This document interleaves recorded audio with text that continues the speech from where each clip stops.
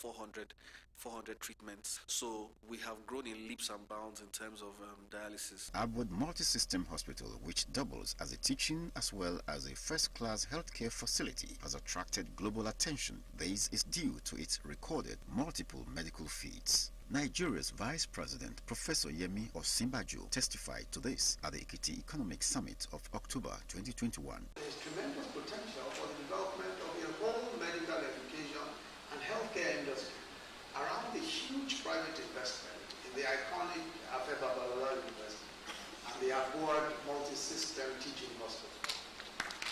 And I know that today Abuad, that multi-system hospital, is getting mentioned internationally for complex surgeries that are being done there. A variety of cardiac surgeries, neurosurgery breakthroughs, skull-based tumors, spine surgeries, even a special type of neuron surgery called awake neurosurgery, where the patient is actually awake while his brain is being operated on.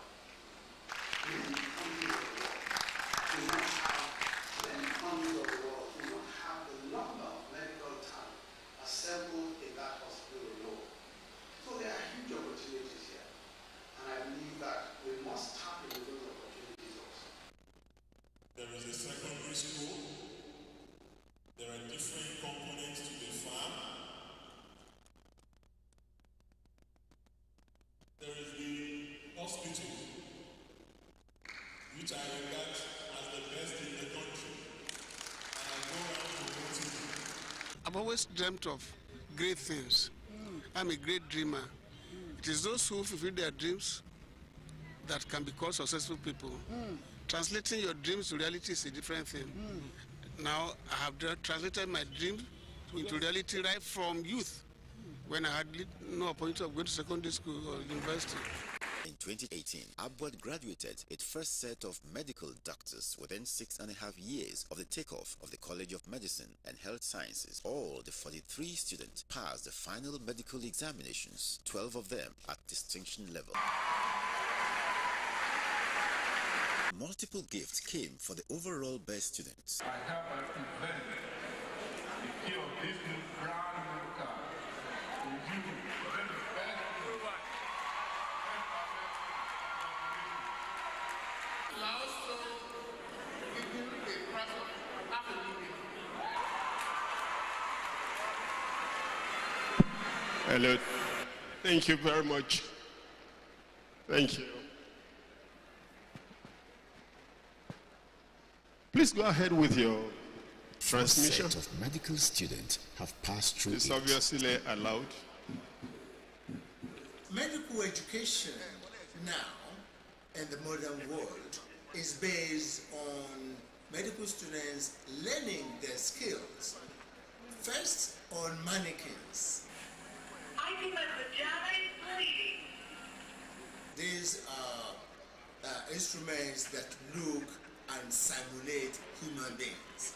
And we have just invested hugely in building medical laboratory, clinical laboratory science that is the biggest. Good morning, distinguished ladies and gentlemen.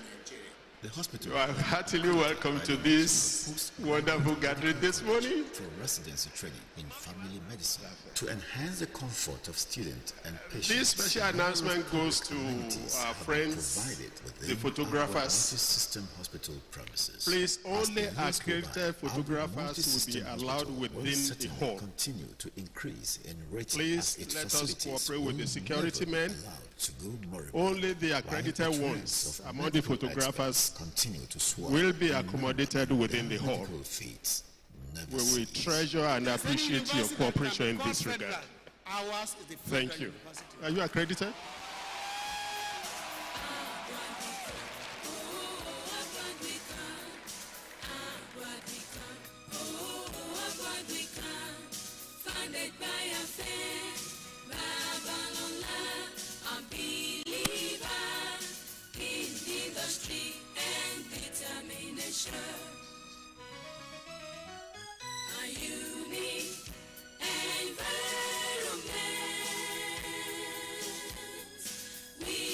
aesthetic structures are built on the university. Delivery unequal, design for high quality education to mold character and infuse knowledge how to lead others.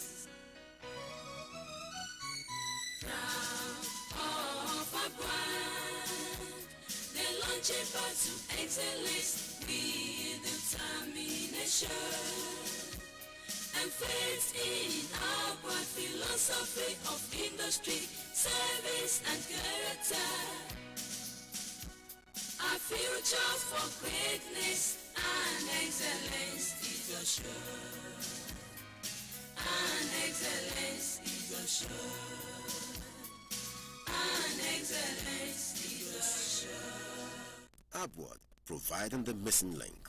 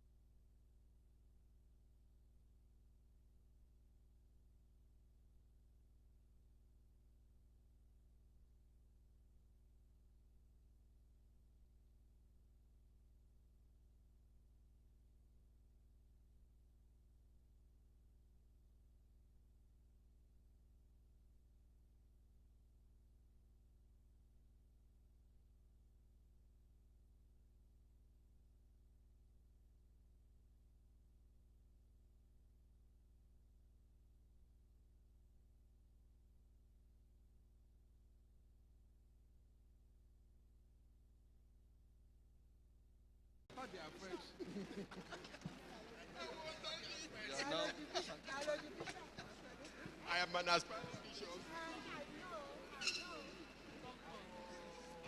Maybe with this, sooner than later, I will become one. Take care, right? Take care, sir.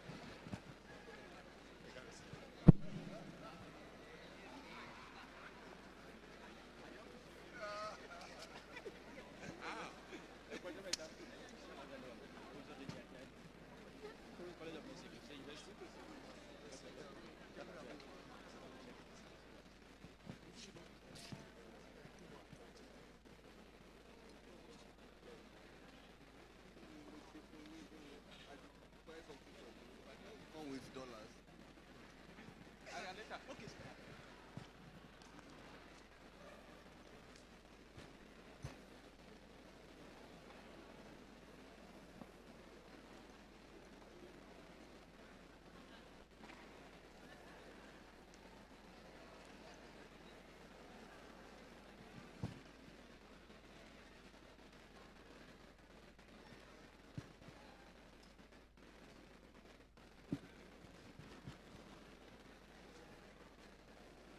Congratulations.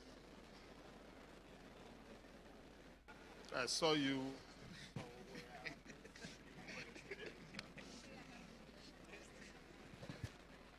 Good morning, distinguished ladies and gentlemen. Please, can we settle in very quickly so that this ceremony can commence forthwith? Let's take our seats. Our brand new doctors and the parents alike. Please, let's settle in quickly. It's a few minutes past 10. Here in Abuad, 10 o'clock is 10 o'clock.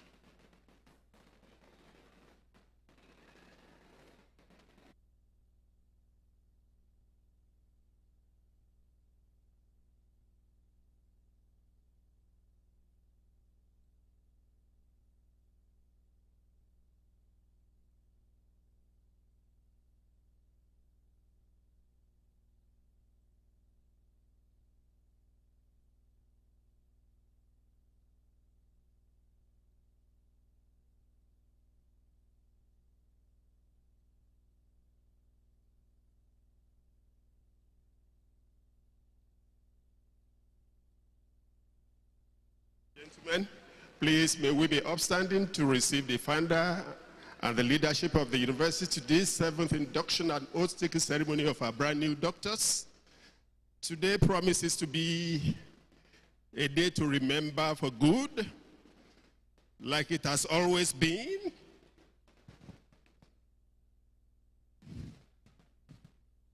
History is about to be made again in Abuad. Some 7 years ago, precisely 2018, our first set of medical doctors who are inducted right in this hall.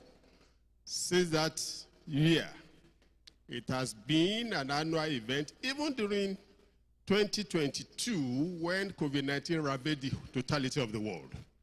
Here in Abuad, we have predictable academic calendars. We don't go on strike. Things work to precision.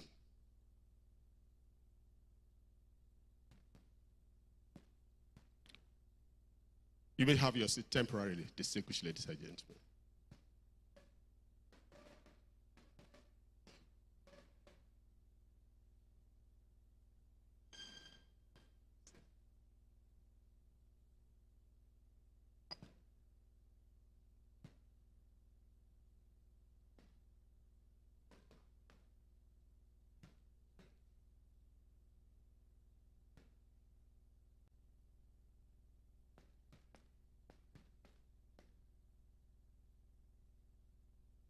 Good morning, distinguished ladies and gentlemen. On behalf of the founder of this university, I want to welcome you most heartily to this 7th induction ceremony of our brand new doctors. Like I did say earlier, the induction ceremony of medical doctors in this university started in 2018, and since that year, it has been an annual event. Not even COVID-19 that ravaged the world for the best part of 2020 could prevent us from having an induction in this university. That is the stuff Abuad is made of. Here is a university with a predictable academic calendar. If your award comes in today, it's running a 4-year program. You are sure that at the expiration of those 4 years, you will be in this hall for his or her convocation. Ladies and gentlemen, on behalf of the totality of the leadership of the university, I want to welcome you all to this momentous occasion. To set the ball rolling, distinguished ladies and gentlemen, may I request that we be upstanding so that we can run the university anthem, which signals the commencement of this induction program this morning. I appreciate you all. Please, let's be upstanding.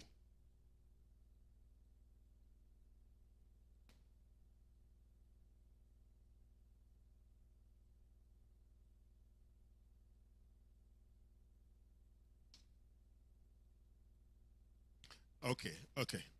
I am asked to implore you to please be seated for a moment. Dear parents, my profuse apologies, please. One moment, be seated, and then the program will commence.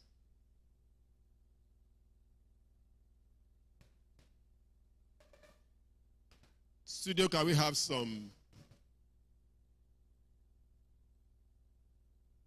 have a video clip running about the university or about the hospital, please?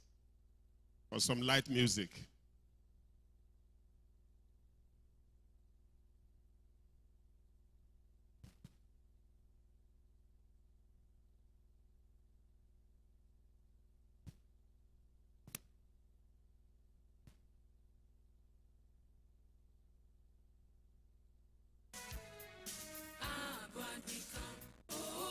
Hello, can we put a lead on that for now?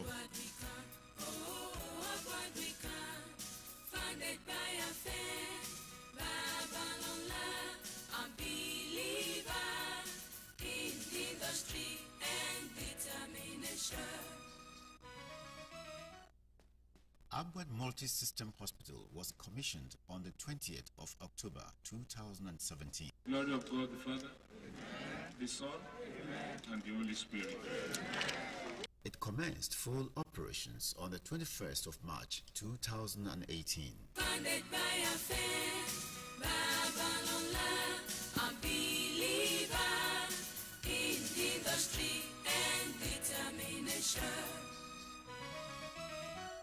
It was the second teaching hospital for Afe Babalola University at Ado-Ekiti. The first was sited at the Federal Medical Center, FMC, Ado-Ekiti. There is no other university in Nigeria with two teaching hospitals. Abuad Multi-System Hospital set out early to distinguish itself. What kills people mostly in hospitals is lack of oxygen.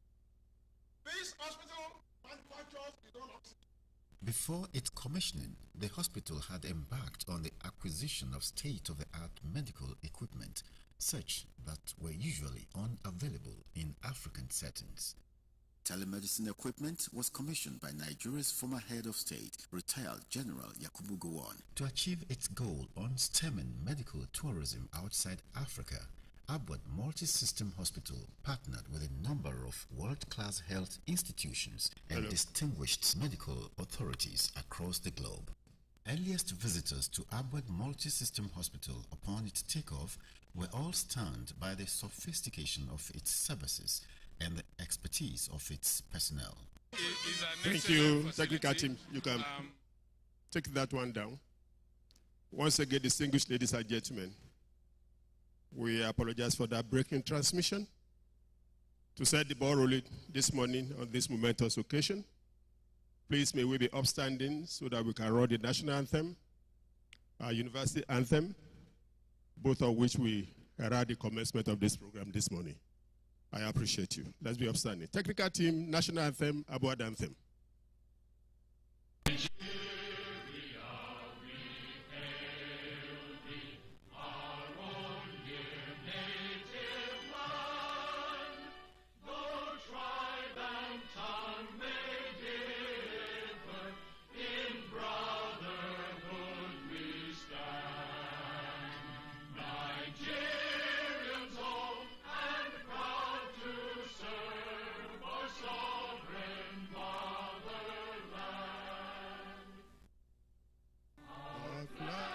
Shall be a symbol that truth and justice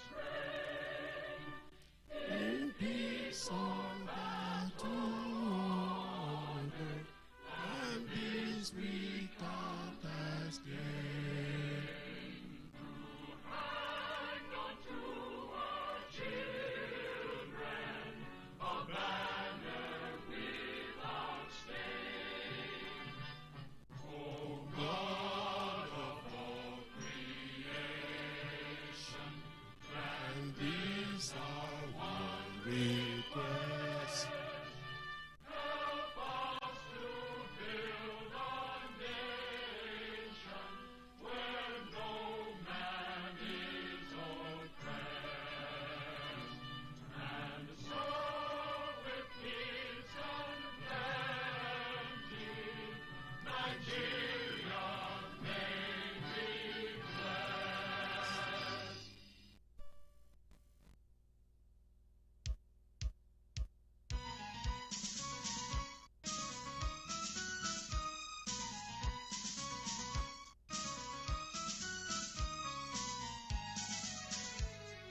Abuad we come, oh Abuad we come, Abuad we come, oh Abuad we come, founded by a fan, Babalola, a believer in industry and determination, a unique environment with aesthetic structures, a beacon university, delivery unequal, design for high quality education to mold character and infuse knowledge how to lead others. Proud of Abuad, the launching path to excellence with determination and faith in Abuad philosophy of industry, service and character. Our future future for greatness and excellence is assured. And excellence is assured. And excellence is assured. Thank you, distinguished ladies and gentlemen. You may be seated. Once again, you are heartily welcome to this 7th induction ceremony of our brand new doctors in Afebwala University. The journey to the annual induction ceremony in this university commenced in 2018, and since that year, it has been an annual event. Like I said earlier on, not even COVID-19 that ravaged the totality of the world in 2020 could prevent us from having an induction ceremony in this university. That is part of the stuff your university, our university is made of. Predictable academic calendar, we don't go on strike, and on like that. Once again, you are heartily welcome. My name is Tunde Olofintila. I'm your anchor this morning. To take us further in this program, I would like to present to you some of our leaders in the house this morning before I come to the celebrators of today. Some would like to call you celebrant. I say, no, you are celebrators, not celebrants. I would like to present to you the founder of this university, an uncommon man doing uncommon things in uncommon terrains and achieving uncommon results. A man who is giving to humanity what society denied him growing up. A man whose formal education stopped in standard 6. Not because he didn't want to proceed, but because of circumstances of those times. Paucity of fund. A man who refused to be bored down by the circumstances of those years through determination, perseverance, uncommon hard work. Took 2 degrees from University of London through correspondence studies. A bachelor's degree in economics in 1959. A Bachelor of Laws degree in 1963, and thereafter went to the equivalent of a law school to be called to the bar. Here we are today.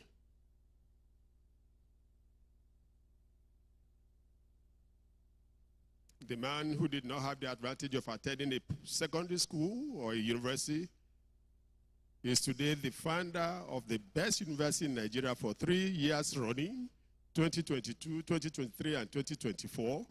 Ladies and gentlemen, put your hands together as I introduce to you the founder of the university, Are Afe Babalola. You are welcome, sir.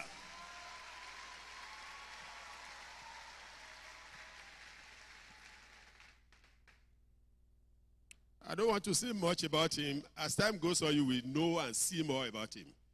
Here is a man who is almost clocking 100 years old.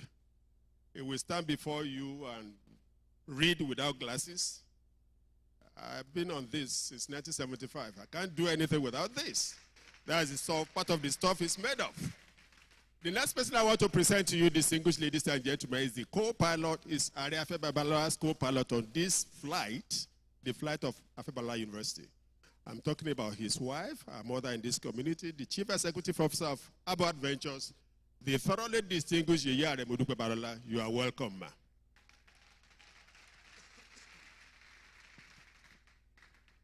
The Chief Executive Officer of our university, I'm talking about the Vice Chancellor, a multi-talented person.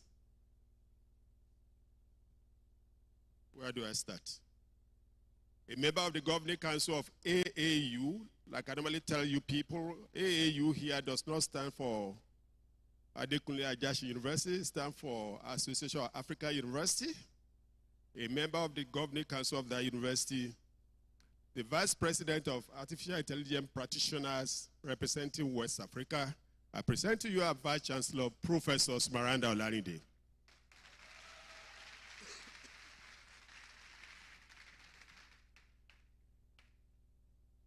And her able lieutenant, the Deputy Vice Chancellor Administration, a multi-talented, multidisciplinary person, he flagged off as a nurse, went into law and some other things. I present to you our Deputy Vice Chancellor Administration, Professor Austin Shupo Ijabadeni. We have in the house the Chief Administrative Officer of our university. I'm talking about the Registrar, Lady Christy Oluborode. We have in the house the Minister of Finance and Economic Development of our university. I'm talking about the boss, Pastor Modupe Babalola. All of us appreciate the significance and signification of books in the life of a school, primary, tertiary, secondary. We have in the house to be part of this celebration the University Librarian, Dr. Roslyn Zubar. We have in the house the mobile encyclopedia of our multi-system hospital, the CMD, Dr. Kolawole Ogundipe. We equally have here his lieutenant, his deputy, Dr. Akinola Akimade. We have in the house a member of the Board of Trustees of the university and our Director of Nursing Services, Dr. Florence Ulukolade.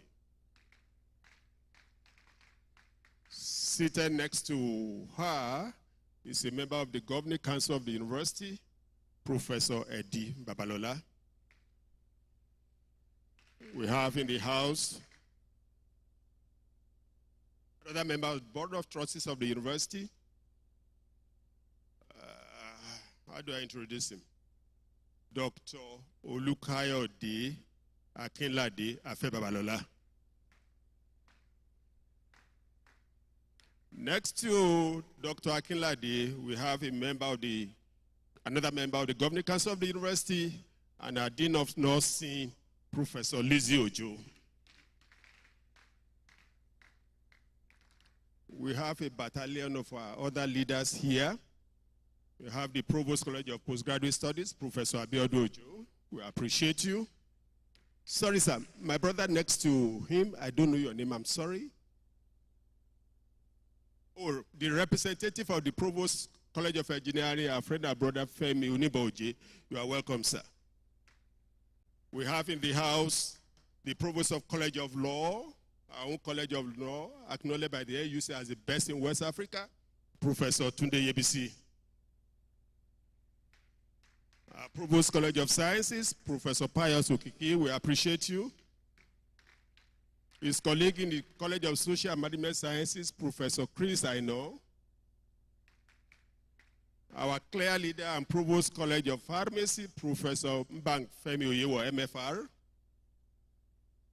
Directly behind her, we have our Director of Academic Planning, Professor Femi Ogunbodede. Director of Space Studies, and equally our Dean of Student Affairs, Dr. Yinka Ajiboye. Director of International Collaborations and Linkages, Professor Sunday Afolalu.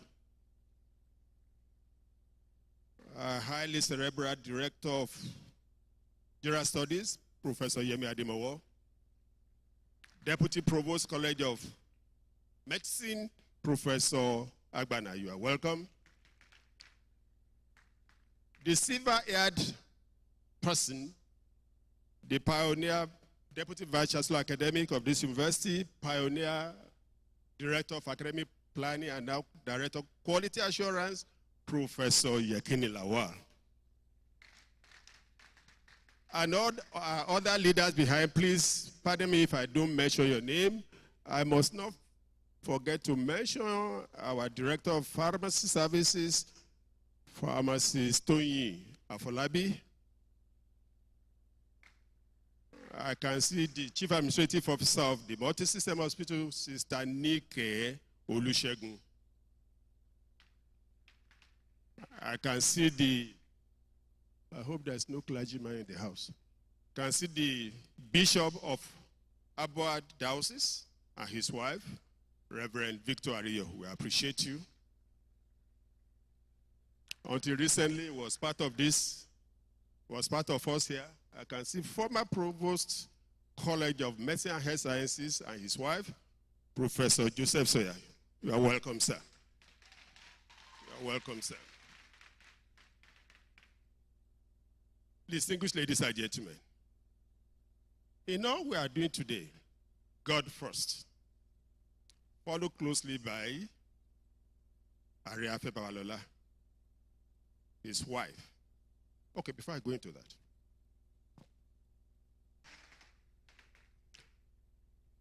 but I have a request. Although this assignment was not given to me by the university, as these young Nigerians are passing out, please get them replaced. You understand? Bring more. We are waiting for you. God bless you. And now the reason why we are here. The celebrators of today. The reason why we are gathered here today. Please, may I humbly request that you be upstanding the about to be inducted medical doctors. Please celebrate yourself in every way possible. Celebrate yourself in every way possible. Celebrate, celebrate, celebrate, celebrate.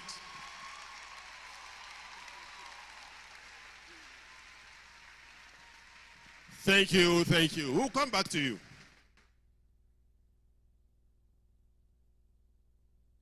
Distinguished ladies, please sit down.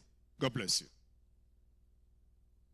On occasions like this, when we are conducting induction ceremonies, be it for engineers, medical laboratory scientists, nurses, and medical doctors, we always invite well-versed people in those fields to come and educate the new entrants into the profession. We invite them as guest lecturers so that the celebrators will be able to drink from their fountain of knowledge and experience. Distinguished ladies and gentlemen, I present to you the guest lecturer for today, our own Professor Ikeoluwapo Oyineye Ajayi. You are welcome, ma'am.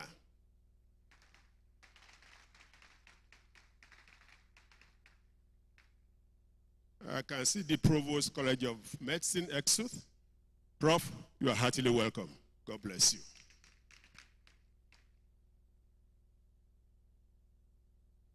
Now that we know each other and one another, as the case may be, may I, with your permission, distinguished ladies and gentlemen, invite to the podium our Vice Chancellor, Professor Smaranda Olarinde, to please welcome all of us to this solemn celebration this morning. Let's celebrate the Vice Chancellor, please.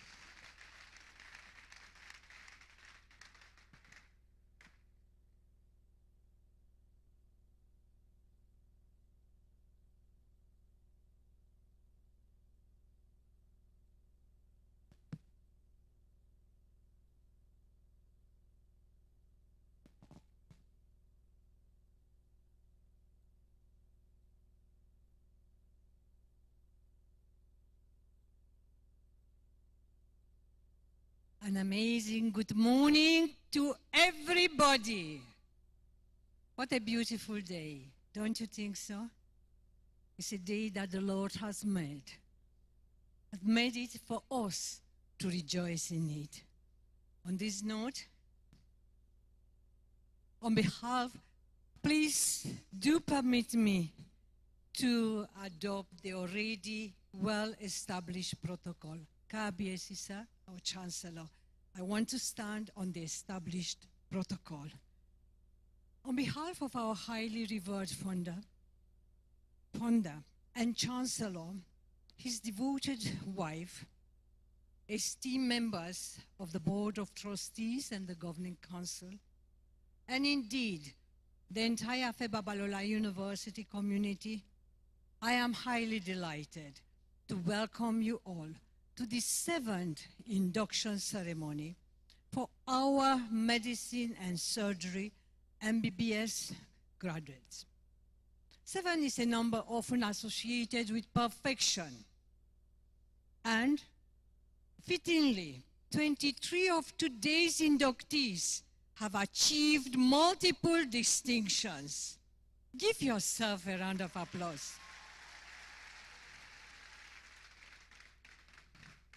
And this is truly a testament to the excellence we uphold. Today is historic, as for the first time since assuming office, the distinguished Registrar of the Medical and Dental Council of Nigeria, Professor Fatima Kwari, has graciously chosen to personally preside over this momentous event. Give her a round of applause. You are very lucky. Don't take it for granted. It is heartening to witness a woman excelling in her field while advancing both humanity and our entire nation. Your presence, Ma, today underscores the prestige of our medical program and acknowledges the unwavering commitment of our Chancellor to medical education and training in Nigeria. I extend my gratitude to everyone who made this ceremony possible, especially our Chancellor. Kábíyèsí Ààrẹ Afe Emmanuel Babalola, OFR, CON, Senior Advocate of Nigeria, LLD London, LLD Unilag, LLD University of Ibadan, D.Lit, Nigerian Defense Academy, FNIALS, Fellow Chartered Institute of Arbitrators, etc., etc. The balm of the array of Yoruba land. Sir, we highly respect you and his ever-supportive wife, our Yeye Are Modupe Babalola, FSM, FNIMN, FFPA. Their vision of leadership have shaped Afe Babalola University into a trailblazer in medical education as well. Since launching our medical program in 2011, we have maintained uninterrupted academic sessions, forging partnership such as our collaboration with Johns Hopkins Hospital, United States of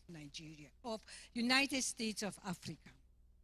This provides outstanding 500-level students of our medical program with the unique opportunity to undertake 6-week electives at the best hospital in the world, Johns Hopkins Hospital, United States of America.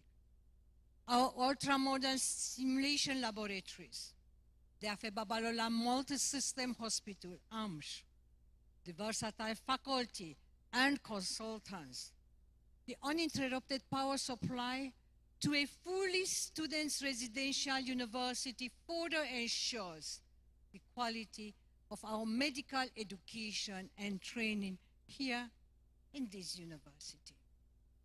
To our dear inductees, in just a few moments, you will officially join the highly respected ranks of the medical profession.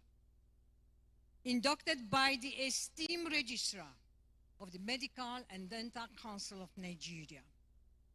You are not only graduates, but proud ambassadors of Afe Babalola University's medical program, the 7th cohort of an ever-growing legacy. Your academic journey has been rigorous, and today we celebrate your resilience and achievements. Special recognition goes to Motajo. Please stand up for recognition. Motajo.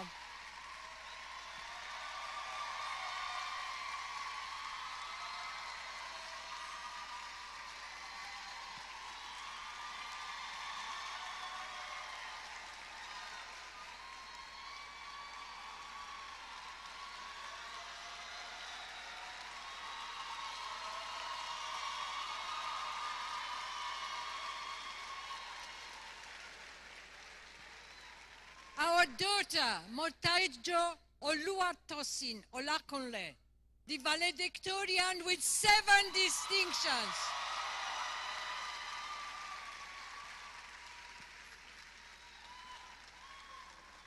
alongside Ojogbane, please stand up. Bumiyo.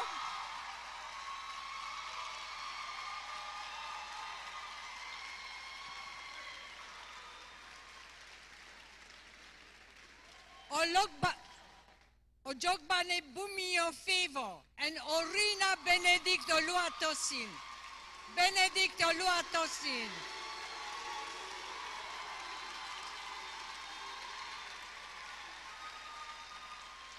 What an amazing achievement.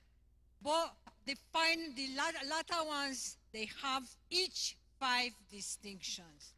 You are shining example of excellence, bread, and here, you put the icing on your education. Congratulations. Please do be seated. We also acknowledge the instrumental role played by our founder and chancellor in providing state-of-the-art facilities, including Afeba Balola Multi-System Hospital and its 2 annexes. During the recent commissioning of Afeba Balola University's Fertility Center on the 22nd of January, another groundbreaking addition to AMSH, the Chancellor highlighted this hospital's unique approach to healthcare. Permit me to quote from our Chancellor's words. I quote, "Our hospital has 17 dialysis machines and 3 MRI scanners operating simultaneously, the only one in Nigeria with such capacity." I think this is exceptional. This unparalleled commitment has positioned Afeba Balola University's medical services among the finest in sub-Saharan Africa. Now, to our beloved dear parents and guardians. Thank you for entrusting us with the education and mentorship of your children and wards. Their success today is a source of immense pride, not just for you, but for the dedicated faculty and the entire university that nurtured them. Your unparalleled support has played a crucial role in shaping these young doctors into professionals ready to take on the world. Appreciation. Our deepest gratitude goes to the Medical and Dental Council of Nigeria, particularly to our dear registrar, Professor Fatima Kwari, for her leadership, passion for excellence, and her pivotal role in shaping the medical and dental education in Nigeria. The Council's strict adherence to quality has propelled Afeba Balola University's College of Medicine and Health Sciences to stand out among its peers. It is no surprise that we hold the highest admission quota among the 48 medical colleges in Nigeria as of today. Thank you, Medical Council of Nigeria. I also want to appreciate a heartfelt congratulation also goes to the Provost of the College of Medicine and Health Sciences, our own Professor Laofe Ogundipesa, and the dedicated faculty, including our Chief Medical Directors, Dr. Kolawole Ogundipe, AMSH, Professor Adekunle Ajayi Feti, as well as the dynamic CMAX, Dr. Akinola Akinmade. All these faculties and consultants. Your perseverance, sacrifices, and dedication have led to today's huge success. We thank you. I also want to thank our distinguished guest lecturer, our lovely Professor Ike Oluwapo Ajayi from all the way UCH Ibadan. She is the director of IMRAT. You are most welcome, ma. In conclusion, I urge you all to remember our Chancellor's advice. I quote, "You must be kind to your patients. You must love them, share in their pains, and provide them comfort. Let them feel that they can still make it. Give them that hope." Maria Babalola at the opening of the Fertility Center, 22nd of January 2025. Your duty extends beyond clinical experts to providing reassurance and therapeutic comfort. Ladies and gentlemen, once again, welcome to Babalola University, a beacon of quality education and transformative medical training. Thank you for listening, and God bless you all.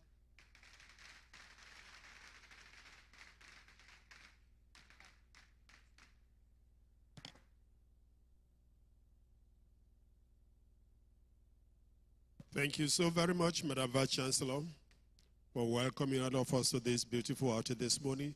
Please, shall we celebrate the Vice Chancellor, please?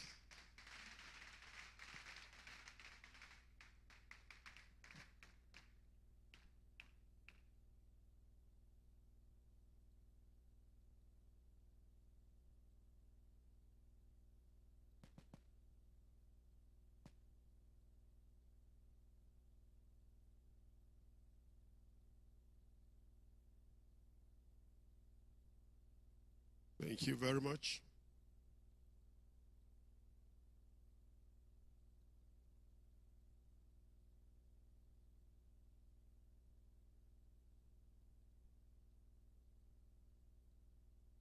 At the risk of stating the obvious, this is a gathering of medical personnel, consultants, so you are heartily welcome, sir.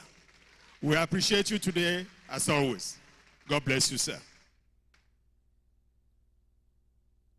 Now that the Vice Chancellor has set the tone and tenor of this celebration, induction this morning, may I, with your permission, invite to this side of the arena our Provost College of Medicine and Health Sciences, Professor Laofe Gudipe, to please address the House. Let's celebrate in place.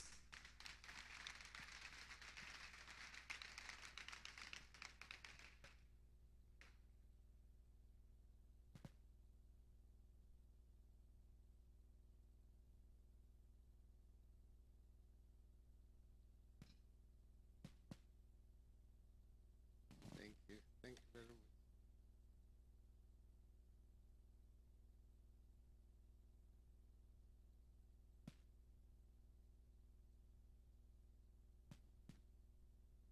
Good morning, everybody. Today is a very, very special day for me and for my graduating students.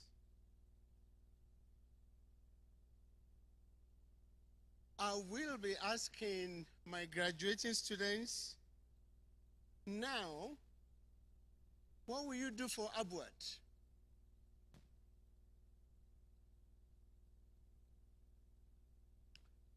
Let me start by glorifying Almighty God in heaven, who has made today possible. He has kept us alive to witness today. And then let me express gratitude to my Almighty Father on earth, whose dream we are here all witnessing today. Kabiesi, Ariafe Babalola, we thank you for bringing us to where we are today. Imagine if you didn't dream this dream a few years ago. Long may you continue to dream, Kabiesi. May God give you long life to continue to dream for us. Yeah. In a few months, you see my colleagues, my rivals, my siblings sitting down there. In a few months, they will come here and say, you are the mother of their college. I say that first. You are our mother general. Thank you, Yeye.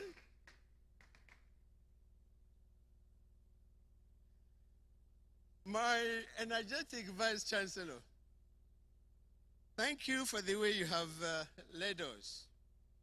My DVC, my registrar, the bursar, my librarian, the chief medical director of our multi-system hospital where our students train. I will greet you, my colleagues, Provost, and our visiting Provost from our sister medical school.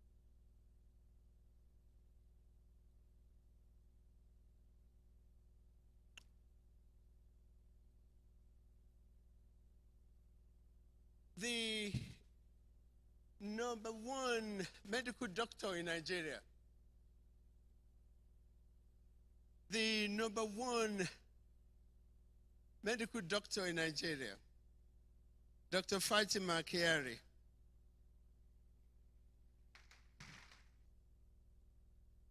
I have taken you round our campus.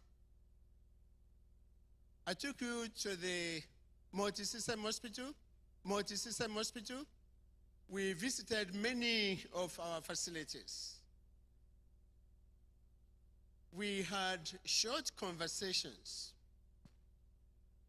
From the conversations we had, Ma,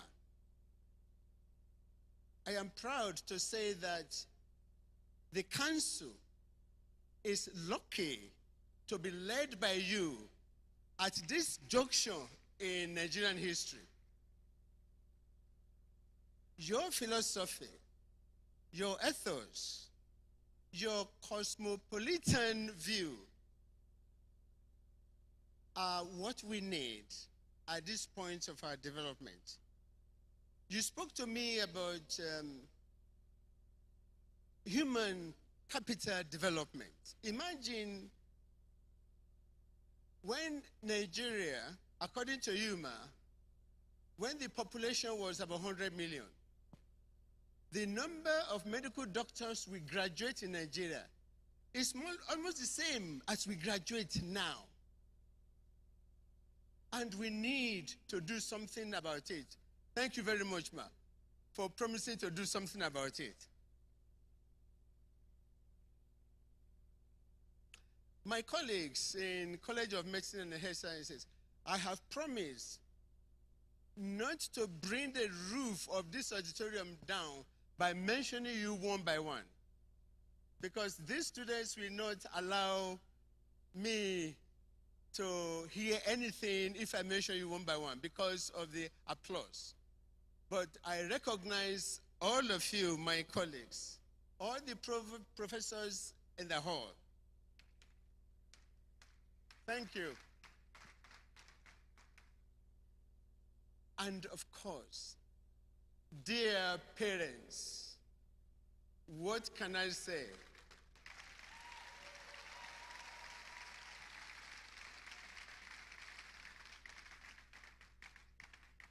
Dear parents, I will return to you towards the end of my address. Now, my inductees, I have known you for about 6 years. I want you to answer 3 very simple questions. Well, I will answer them for you. Number 1, what has Abuad done for you?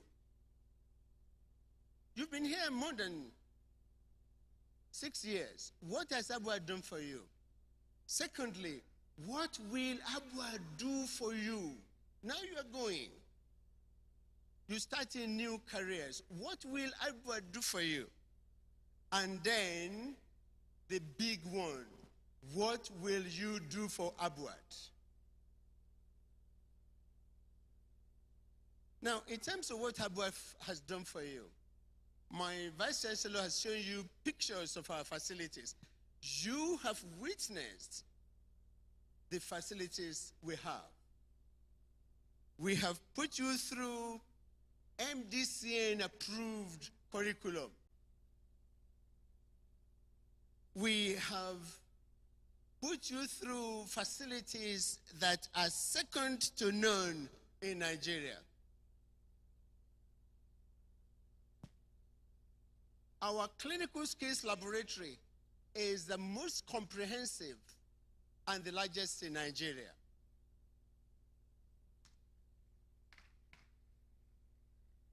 You can practice some procedures and make mistakes. Why bother? You practice again, you make mistakes. And who cares? But in the process, you learn. It's harmed. That is what Clinical Skills Laboratory will do for you. So, we have used world-class facilities to train you. We have put you through the best-equipped teaching hospital in sub-Saharan Africa. We sent you to a most comprehensive teaching hospital, the Federal Teaching Hospital, Ido, where you have seen a large number and varieties of patients.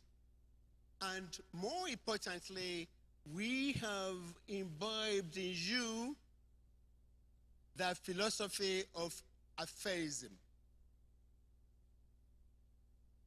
Industry, service, and character. With this alone, the world is your oyster. Now, that's what we have done to you, what we have done for you. What is Abuad going to do for you? What are we going to? Now you are living. You're starting new careers. What will Abuad do for you? Abuad reputation runs ahead of you, and it will open doors for you. Many of you don't know one Dr. Tai Shulani who died a long while ago. He was a principal of a secondary school in Ogun State. One January day, I read one article he wrote, and the title is, "May your road be rough." And then I started crying, be rough. May your road not be rough. But if your road were rough, Abuad has equipped you with the resilience, with the character to overcome. So, Afe Babalola will do to you what a #1 university in Nigeria can do for you. So this is the most important question. What will you do for Abuad? Now you are going. Now you are going. Oh, I don't need to wake up at 8:30 anymore to attend any classes. I don't need to go to bed at any particular time. I don't need to attend lectures. So what will you do for Abuad? Before I answer that question, let me tell you something. You've all heard about Johns Hopkins before, because some of you have gone to Johns Hopkins for elective.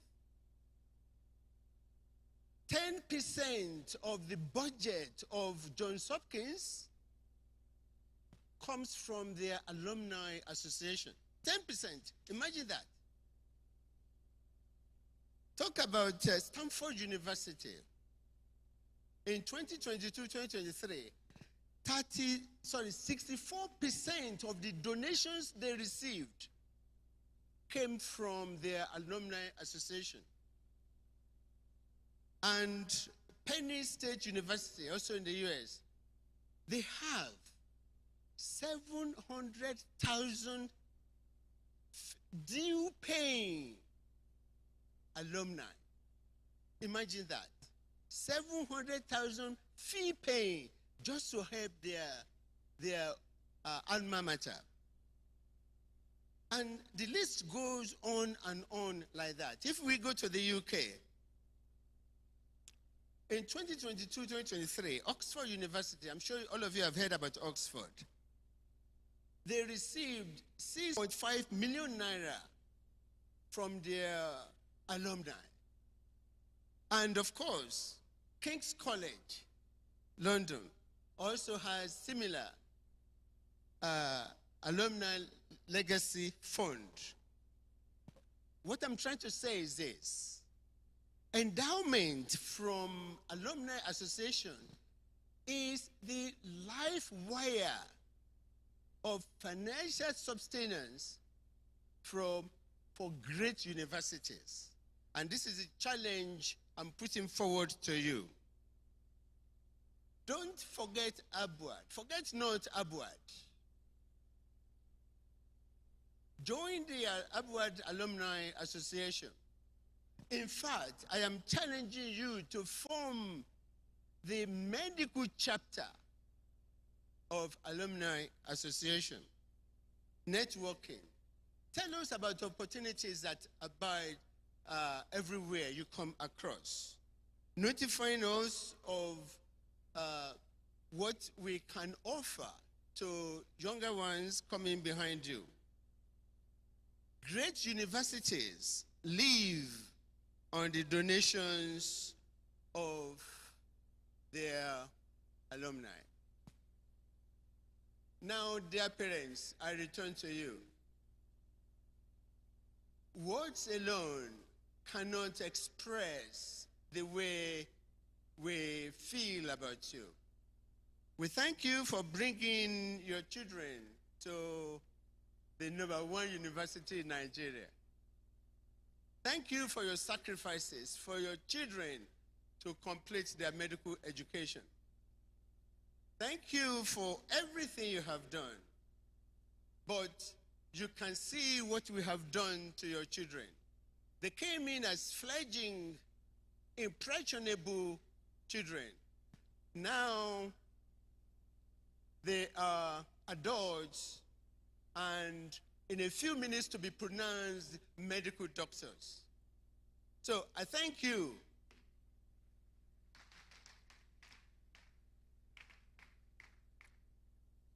I was going to sing a song to round up my address, but my students want me not to sing this song because the song praises only mothers. If you remember Nico Mbaga, sweet mother, you know, go forget, I know go forget you. But I'm not going to sing that song. Because when I used to sing it,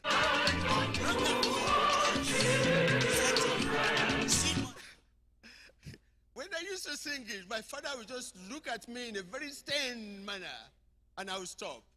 But my mother would go to one corner and laugh. But instead, I will sing appreciation.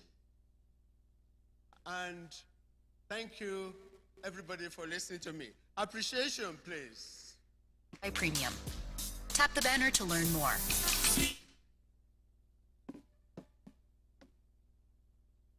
Appreciation.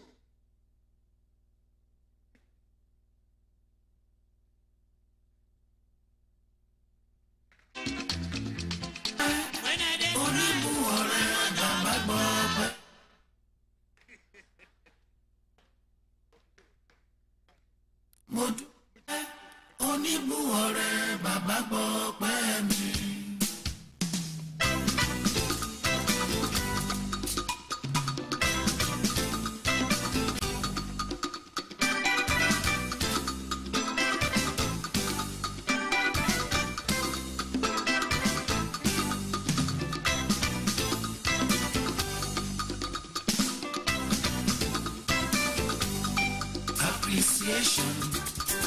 Mo dúpẹ́ oníbù ọ̀rẹ́ bàbá gbọ́pẹ́ mi. Appreciation. Mo dúpẹ́ oníbù ọ̀rẹ́ bàbá gbọ́pẹ́ mi. The parents are free to dance too. In appreciation, you are free to dance. The provost is dancing with his colleagues.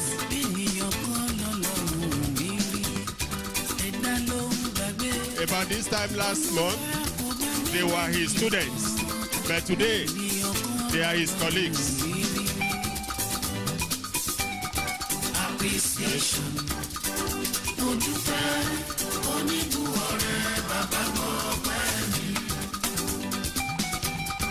Appreciation.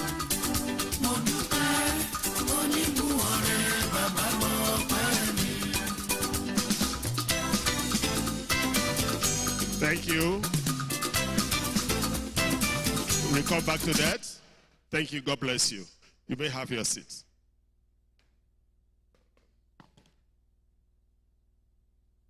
Distinguished ladies and gentlemen, like I did say at the commencement of the celebration this morning, on occasions like this, we usually invite leaders of thought in medicine to come and show the way to these brand new doctors. Getting closer to that, may I invite my brother and colleague, Dr. Oluwabumi Lawal, to please give us an abridged citation of the guest speaker. I'm insisting on the word abridged, because if somebody is a professor, you can imagine what it will be.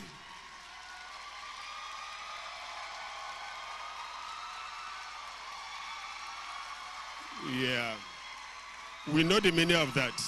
We know the meaning of that.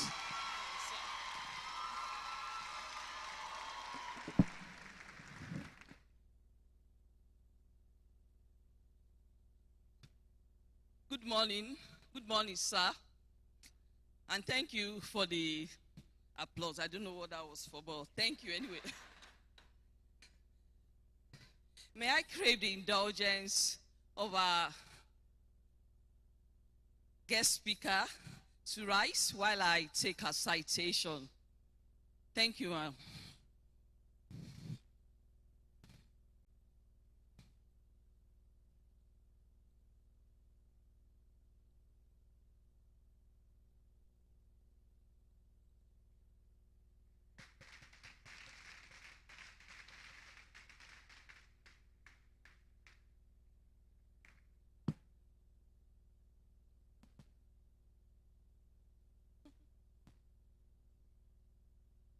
Thank you.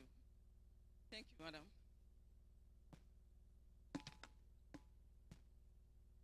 I read the citation of Professor Ikeoluwapo Oyeneye Ajayi.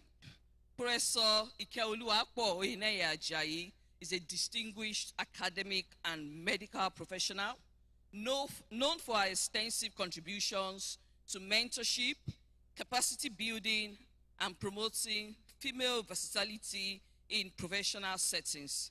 Her career, spanning over 3 decades, exemplifies excellence in epidemiology, public health, and medical research.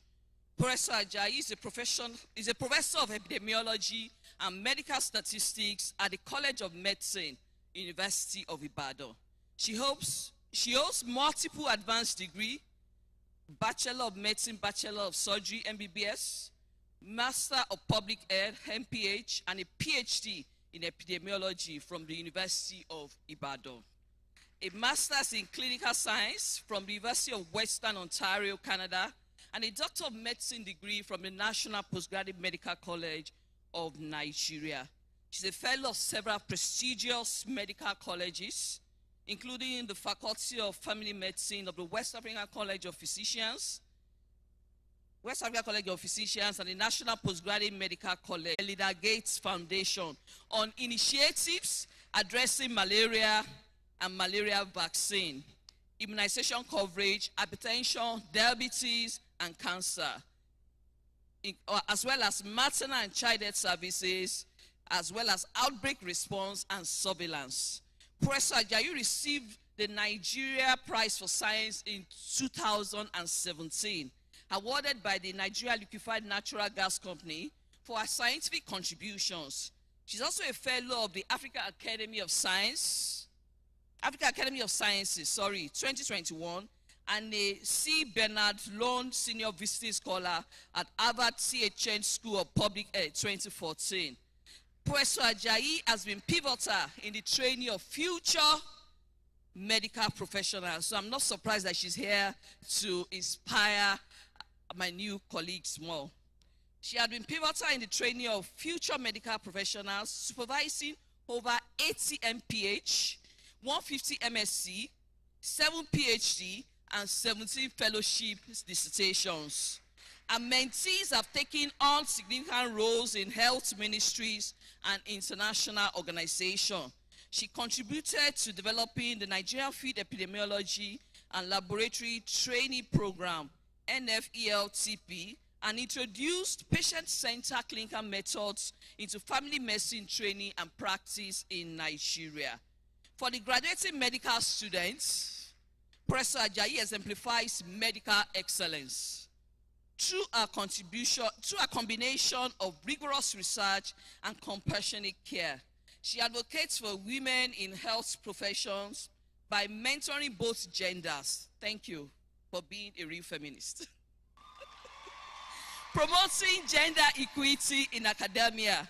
Through her mentorship, she assists many female scholars in navigating academic challenges while providing guidance on balancing family and work life.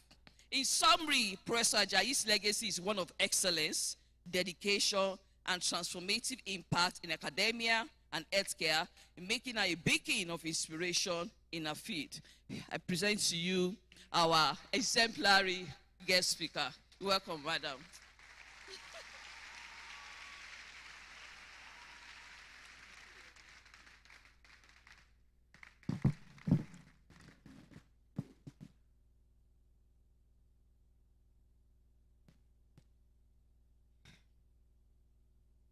Good morning, everyone.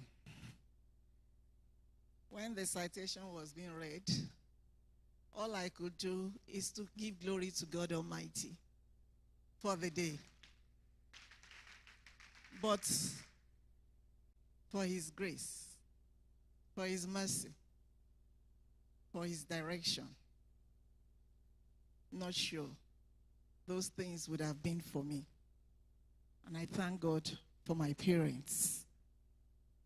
They put me through good education and good moral upbringing.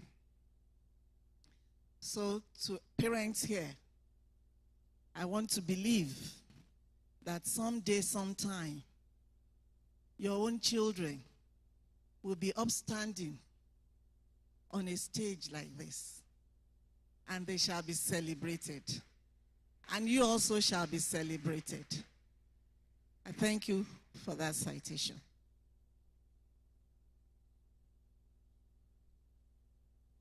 Sir,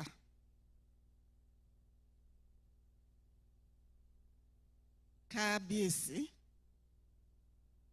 Ààrẹ Afe Babalola, our eminent legal luminary, our most revered founder and chancellor of this great university. Our father, worthy to be emulated.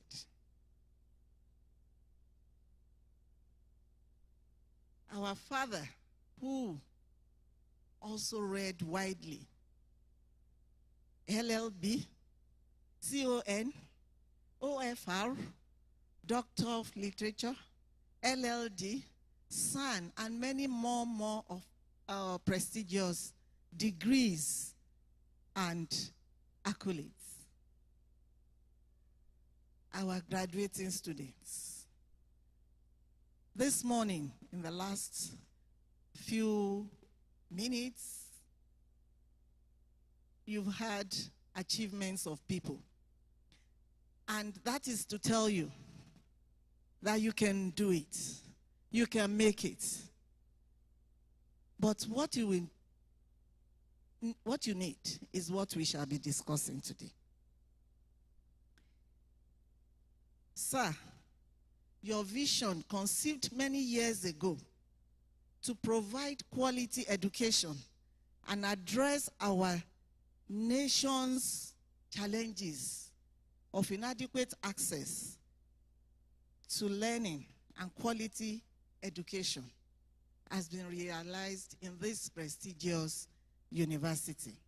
Your commitment to excellence has built not only this university, but also this College of Medicine and Health Sciences, ensuring the development of the much needed medical professionals for our nation's growth.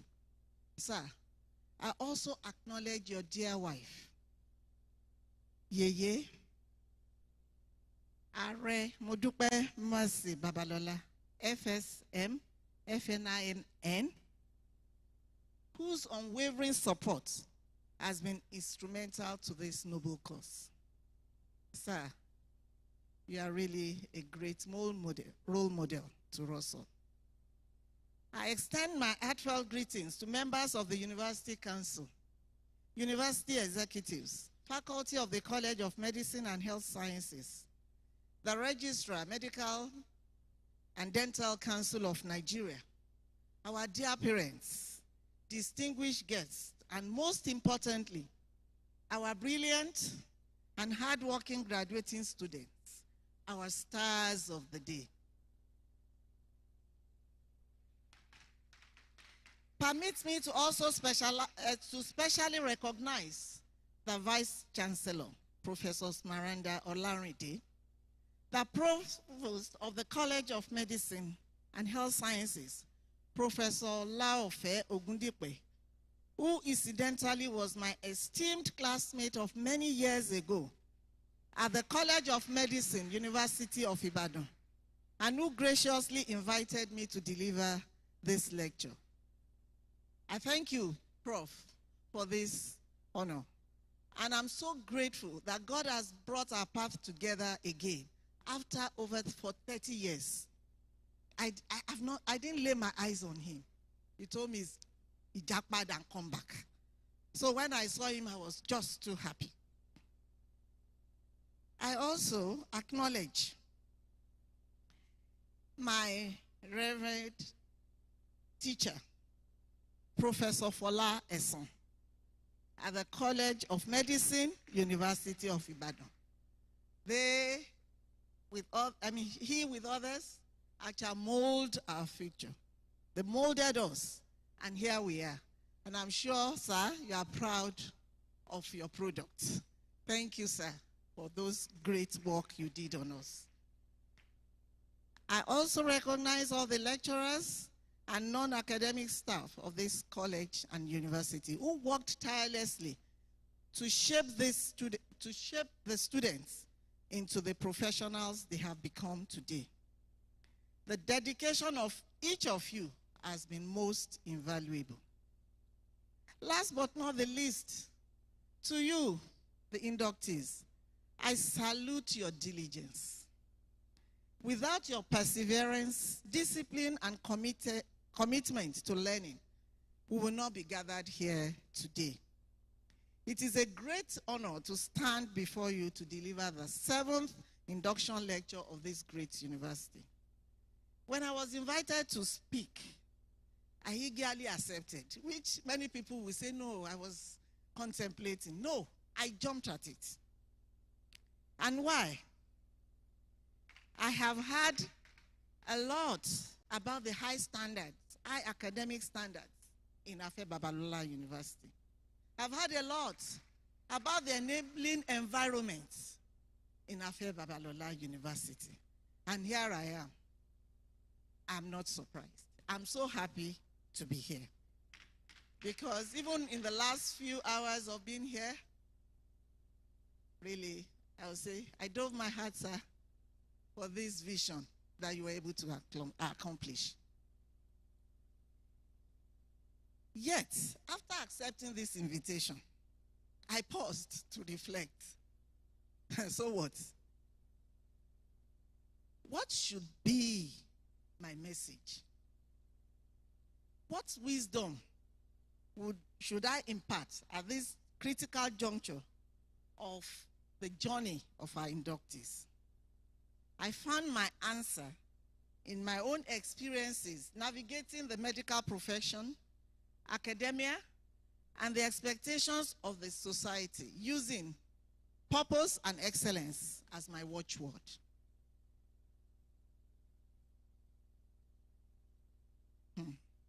Dear inductees, today is more than just a celebration of your achievements. It is a launchpad for what lies ahead.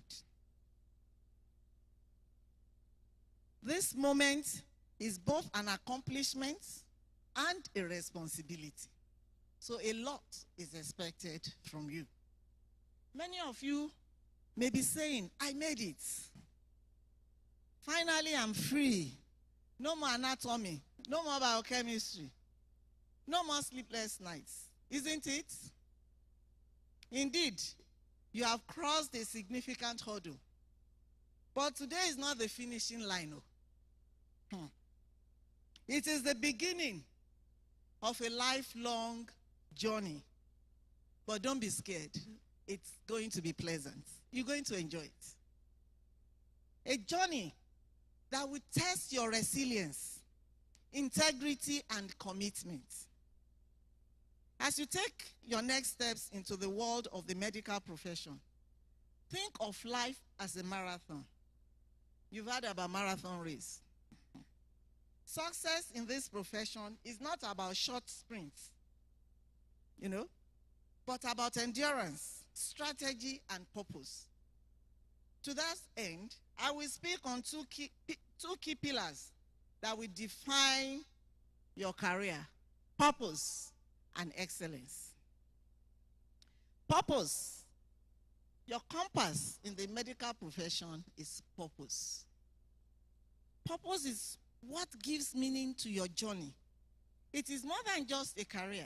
It is about having a calling. According to Jason Marsh, the editor of Greater Good magazine of Berkeley University, California, USA, purpose is an abiding intention to achieve a long-term goal that is personally meaningful and that makes a positive mark on the world. Professor William Damon, a renowned professor of psychology at Stanford University, USA, and one of the world's leading scholars of human development, identified 3 components of purpose. The first one is that purpose is a long-term goal. It is not something fleeting. It requires commitment, patience, and perseverance. Also, remember, medicine is not a job. It is a vocation that demands lifelong dedication. The second component is that purpose is a deep personal connection. Somebody else's purpose cannot be your purpose. It is yours. Okay? You own it. It is something you buy into and really want to do. My dear inductees, if your decision to study medicine was out of coercion, I hope that by now you have embraced it as your calling. So if medicine is your passion, commit to excelling in it and making a meaningful impact. The third component tells us that purpose is not about self. It calls for a contribution beyond yourself. It's not about self-fulfillment. It is about service that has consequences for the world beyond the cell. Your work will not just heal individuals. It will strengthen families, communities, and society at large. Remember, the patients you'll be seeing, they didn't drop from the sky. They are part of a community. And if you can help that person, you've helped the others. However, to achieve purpose, you need some supporting tools. I will share some of them. Purpose alone is not enough in this journey. It must be coupled with resilience. I know my Vice Chancellor and the Provost mentioned some things on resilience. It is the ability to persist through obstacles. There will be days when you feel overwhelmed. I did, especially during my house job. I was overwhelmed. There were moments when you doubt yourself. By the time your senior colleagues tell you, so you don't even know how to set an IV line? You don't mean to tell me you don't know you have to do this? You know, the way we correct people in Nigeria is different, and I hope we will change. So that we would be encouragers and not bringing people down. I'm really working hard on this because I was brought up like that. But you should be ready. That's part of resilience. Then remember that setbacks are opportunities for growth. You must cultivate resilience to push you forward, even in adversity. The other tool is integrity. I'm sure the chairman of the Nigerian Medical and Dental Council of Nigeria will tell you more about integrity. Your words and actions must be rooted in honesty and fairness. Treat all patients with the same level of care and dedication, regardless of status, background, or ability to pay. Integrity will be your guiding principles in moments of ethical dilemmas. I will share my experience later. Furthermore, purpose thrives better in the community. You are not alone. I had some students being eulogized for being the best students or for having distinctions and so on. If you ask them, they had support, even from their colleagues, even though they ended up being the best. But they would tell you they got your support too. So it's a community that you are in, and your purpose must strive within it. We need each other.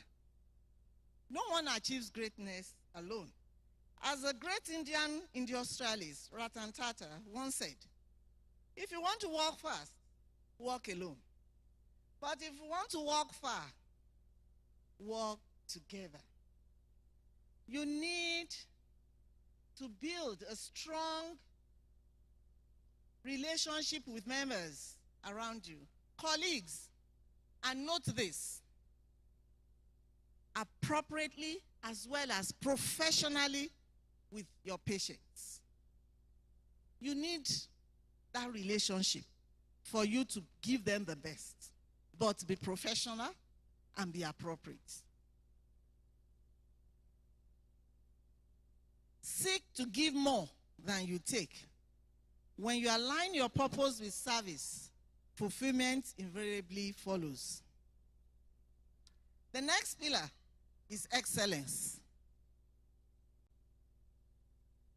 Excellence is a lifelong commitment. Believe you me, once you strive for excellence, you will always move forward. Because that is what people will see, and that is what they will appreciate, and that is what they want.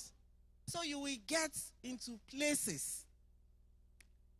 So if purpose is a compass, as I said earlier, excellence is the fuel that keeps you moving forward. It's not a single achievement, though. It is a continuous pursuit. It is about striving to be better every day. In medicine, excellence is built on knowledge, attitude, and practice. Professor Badran, former president of Cairo University and a revered father of surgery in Egypt, classified these characteristics as the 3 pillars of medical excellence.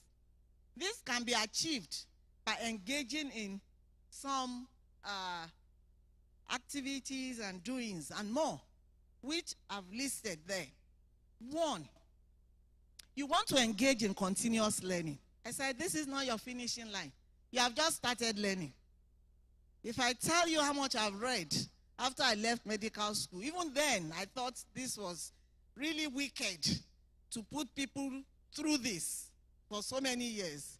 But when you now start this new journey, you will see that you still have more to learn, and you learn every day. As I am now, I'm still learning. I attend seminars that are relevant, that will make me do better. So continuous learning is important. And in this day and age, when we have new technologies, you can't afford to be at the back seat. You need to stay curious, ask questions, and seek out knowledge. You need to have strong communication skills. You are medical doctors. That is the greatest weapon, I would say. You need to win your patients. You need to get your patient to comply with you. I will say that it is a tool that you also need, even amongst yourself, to survive this journey in medical profession. Your patient needs reassurance. Your colleagues need collaboration. And the society needs people to advocate for them. Another thing is your attitude. Your attitude speaks volume. It's a form of communication. But many of us, we don't know. If you put up a negative attitude, your patients will not come again. Your colleagues will stereotype you. So remember, attitude is a form of communication. Professional integrity. Ethics are the backbone of medicine. Never compromise your values for convenience or personal gain or financial gain. Uphold the highest standard of medical practice. I will tell you, you will be in a position where you will have ethical dilemmas, where people will come to test your integrity. Some will deliberately come. I will tell you from my own experience. They would deliberately come and see, I want to know whether this woman will succumb. Do you understand? They will come to you and say, I want to know this man doctor, whether he's only out for money. And that is where integrity comes in. Be yourself. Be what Afe Babalola has inculcated in you. Let me share 2 experiences briefly.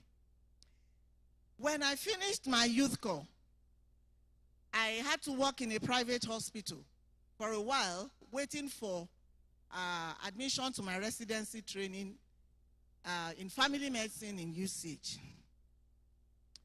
One of these days, I sat there waiting for patients, and 2 men came in.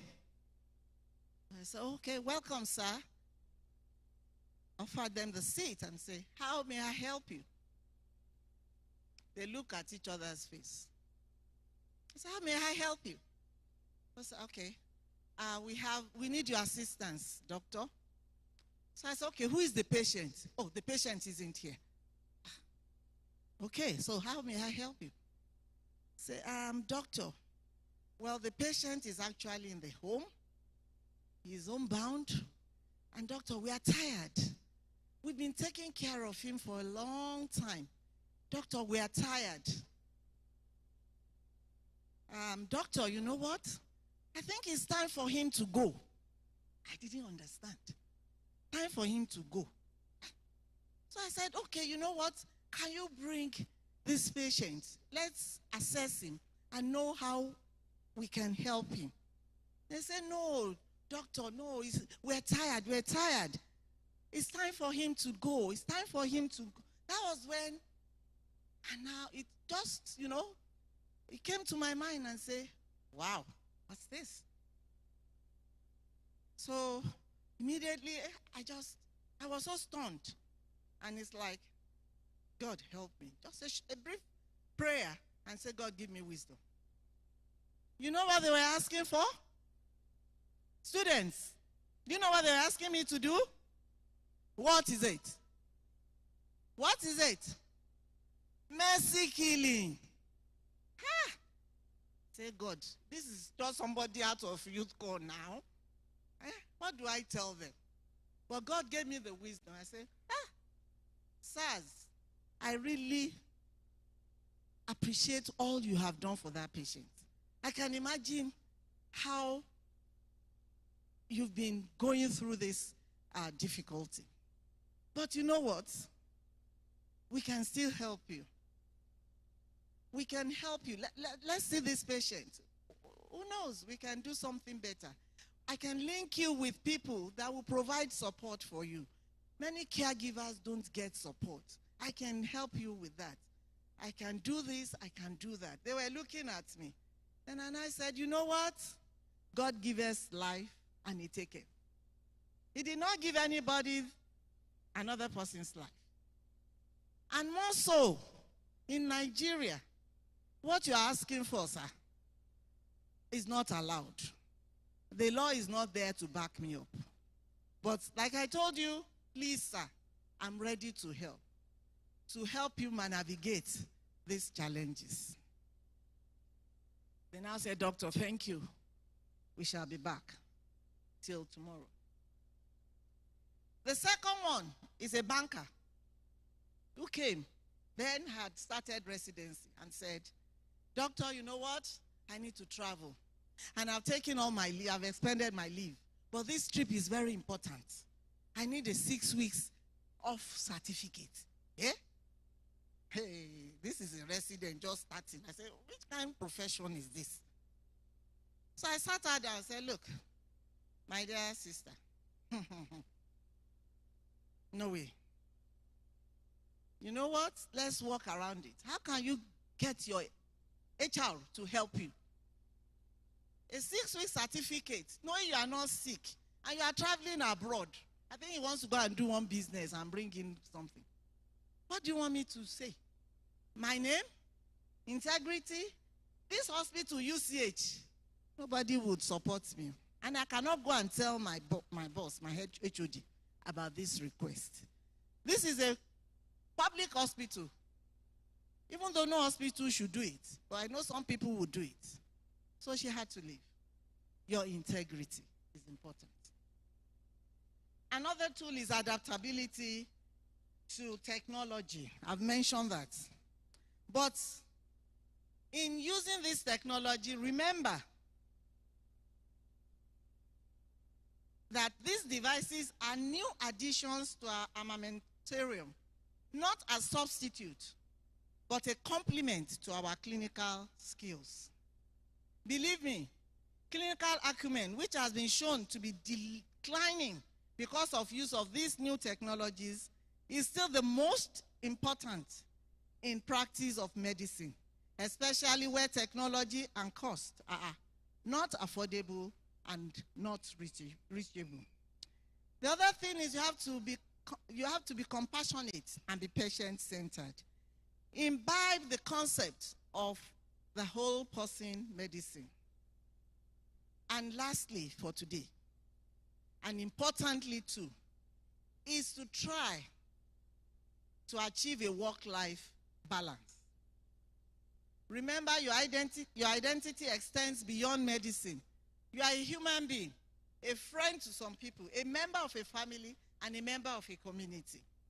We often become immersed in our work as doctors, forgetting that there is much more out there for our mental and social well-being. Many doctors, especially females, whom the society expects to make home and raise children, struggle to balance work and personal life. I can tell you it is true. But finding this equilibrium is key to long-term success and well-being. A well-known saying goes, physicians, heal thyself. If you do not heal yourself or neglect your own well-being, you will struggle to care for others. I'm sure you've heard stories of surgeons collapsing while performing surgery. Doctors collapsing after 3 days of running hospital shifts. And many like that.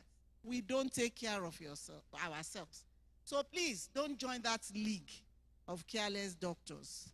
Take it now that you need to take care of yourself. I admonish you to prioritize rest and good nutrition. Set clear boundaries. Delegate appropriately. Seek family and social support.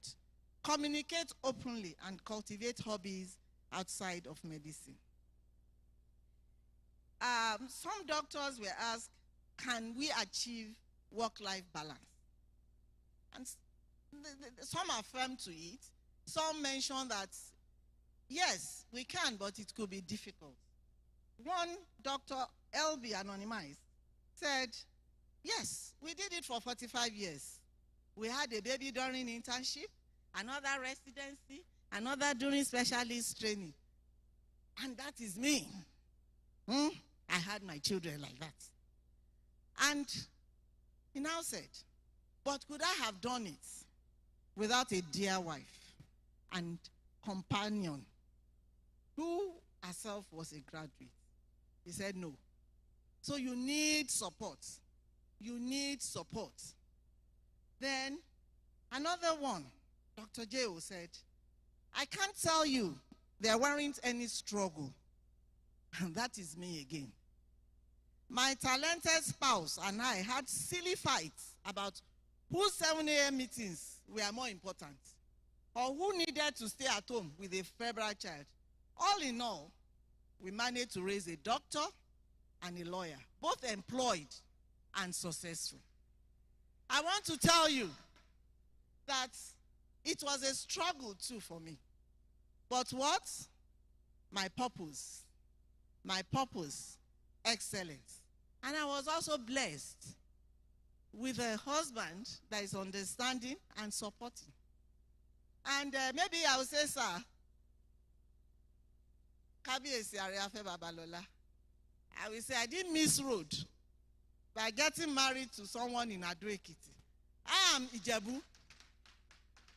But then, I guess, that blood of education in him could not but make him support me. And, you know, I also cherish the family and social support I got. In the UCH campus, there were many women in that profession. And we had these challenges. We have to take the children to school in the morning, go and pick them in the afternoon, take them to lesson, take them to gym, many things. And at times I'm in the theater when the school time comes. But then I'll pick a phone and call a friend, a colleague, please let me pick my children. Take them home, just take them home. When I finish, I'll come and pick them. Or I call a cousin, please send your driver to pick my children. And I'm sure one of the drivers may be in this audience who bailed me out those days. So you need the support. My dear inductees, my final words. You've had so many too, from the Vice Chancellor, the Provost, and I'm sure you will hear more from my Chairman of the Medical and Dental Council of Nigeria. But my final words for you is that you are the driver of your own destiny. You are the driver, can you say it? You are the driver of your own destiny. Your parents have tried. They've given you the best education you can have, at least in Nigeria of today. Okay? Now you are going to the world to define who you are and to make them proud. So, dear inductees, today you stand at the threshold of a remarkable journey. Your education at Afe Babalola University has given you the needed basic tools, but how you use them is up to you. You dream big, embrace challenges, and commit yourself to purpose and excellence. Your medical certificate or degree is not a guarantee. It is an opportunity. Being a doctor gives you latitude to do many things and switch purpose as you journey in the profession. This made me to love the medical profession. And thank God, I started early to think of medicine as my passion, as my dream. And I pursued it till I got it. But then it was not enough for me. Okay? I had to do more. Yes, I've been given the tools. But let me tell you, what you're having today, you can use it to get to places. You can use it to do any job, any vocation. I will tell you. When I finished my residency, in between, I won prizes. That's telling you about excellency. This is really, permit me this humbleness to tell you a bit. I won prizes because excellence was my watchword. And one of it was to go to Canada. And when I got to Canada, I was only supposed to see what they do. But the white men saw in me something else. They saw in me a potential. And then one of the meetings and said, Ike, what can we do for you? What one thing can we do for you? Can trust Ike. I said, look, I'm from Nigeria. I left 3 children at home. The youngest, 3 years. Here I am. If you want to help me, I want to go home with a certificate. And you know in Nigeria, certificate matters, isn't it? But that was not the reason for me to study more. I know that family medicine in Nigeria, I haven't seen what is going on in Canada. I know I have to plow back. So I told them, I want to do masters in family medicine. And they just took me in. They said, okay, we will sponsor you. And how did they do it? They said, you know what? Every one of them said, okay, my project, you will go to the library and do some searching for me. The other one says, okay, you will go with my assistant to the field. They were just looking for flimsy duties for me, just not to make me feel I got it on a silver plate. And they paid my fees, made sure I was comfortable, gave me the guidance, and I was able to come home with master's certificate. That was not what the fellowship says, but I made use of that advantage. You are here now. Make use of opportunities. You can be doctors. You can be in the pharmaceutical industry for drug development. You can be in WHO. You can be in other, industries where you can put in your knowledge and expertise as a doctor. However, like I said, medicine will not hand you success on a silver platter. It will test you, it will push you, and at times exhaust you. But if you remain steadfast and resilient, if you stay true to your purpose and strive for excellence, you will carve out a legacy of impact and fulfillment. As you go forth, my children, my colleagues, my doctors to be, ask yourself not just what I can achieve, but how can I serve? I'm happy that the Provost said, what can you do for Abuad?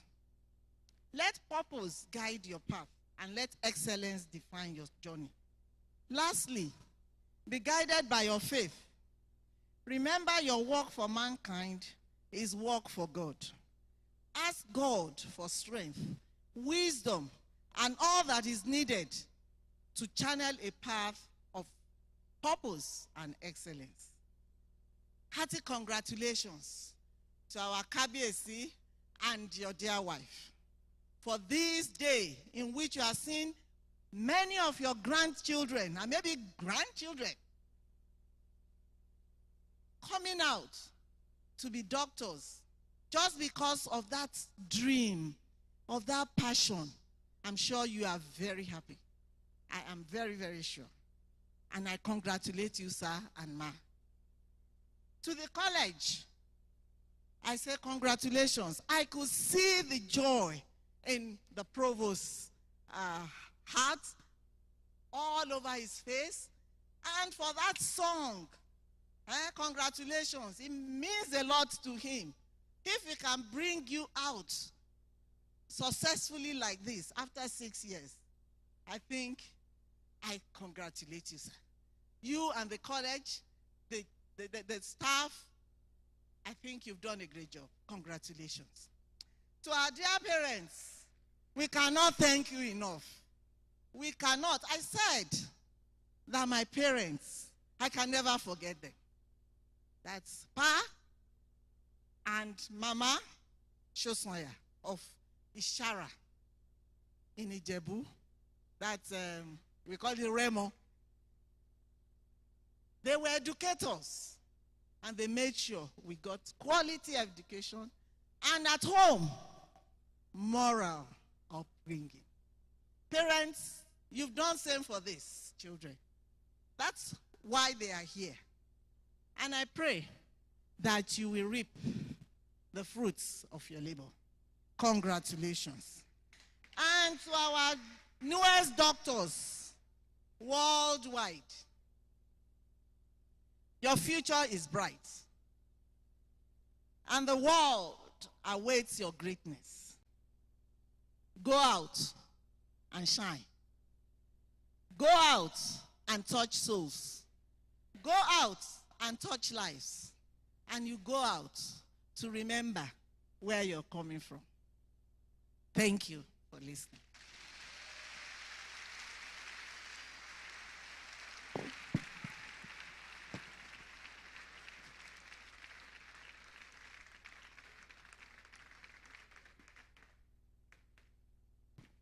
Wow. Please, can we put our hands together for the induction lecturer? She has justified being invited to be here today. In any case, that is not surprising. We appreciate you and we thank you profusely for those illuminating words that have the capacity and the capability to shape the journey of the young medical doctors.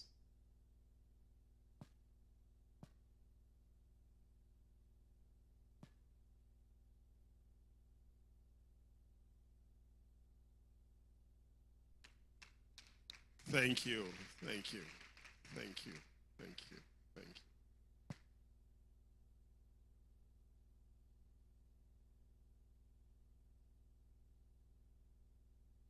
you. In addition, please be comfortably seated. In addition to being the induction speaker, it has turned out that today is a day of revelations. The induction speaker has just told us that both herself and the provost were classmates in school. That is very beautiful. Reunion. Congratulations. Before we go further, distinguished ladies and gentlemen, we have some eminent Nigerians in the house who I would like to present to you. We have in the house the Chairman Ekiti State NMA, Dr. Oreyemi Ifedayo. You are welcome. Equally, we have the Chair Lady Ekiti State Branch of Medical Women Association of Nigeria, Dr. Bolade Deleujo. This gentleman, former Attorney General of Ondo State, at some point he vowed to be governor of the state. I'm sure he has not dropped the ambition. The senior advocate of Nigeria, Mr. Ejitayo Jegede and his wife, you are heartily welcome.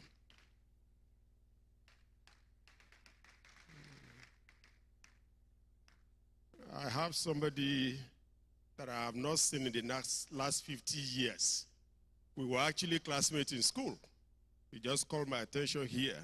Ladies and gentlemen, I welcome my friend and my brother, Mr. Mui Wajegede. You are welcome, sir. God bless you. Thanks for coming. Now we are going to the real business of the day.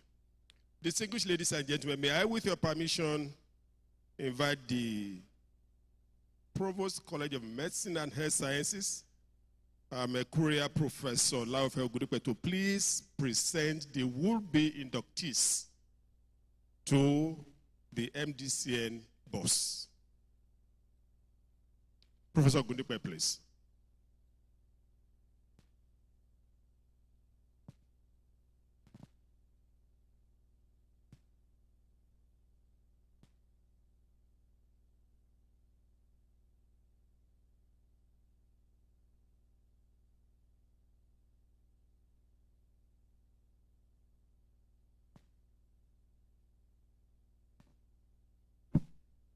May all the inductees stand up and remain standing until our registrar arrives the podium.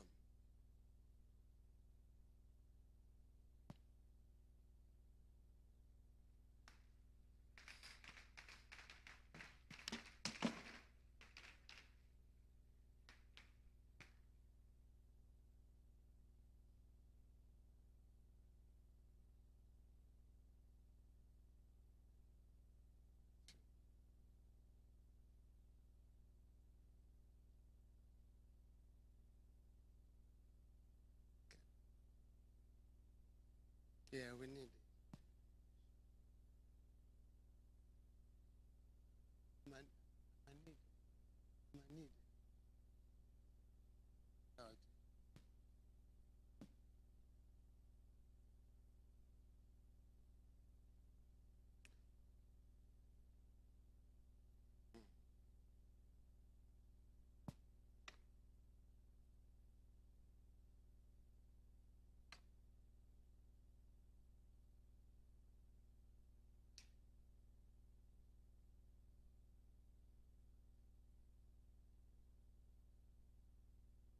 The registrar and the #1 doctor in Nigeria, standing before you are students from the College of Medicine and Health Sciences who have undergone MDCN approved curriculum and successfully passed all professional courses and are ready to be called upon into the medical professional. Ma'am, I present them to you for their induction into the medical profession.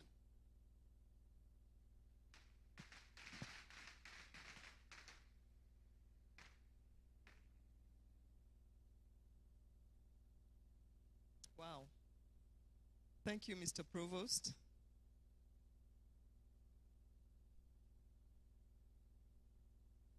Mr. Chancellor, sir, I'd like to stand on existing established protocols. I welcome you all. Mr. Provost, may I ask the inductees to be seated for a while I tell them a few things.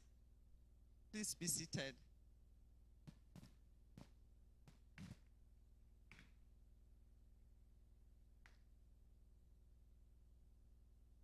It's truly a profound honor and a great responsibility that I join you today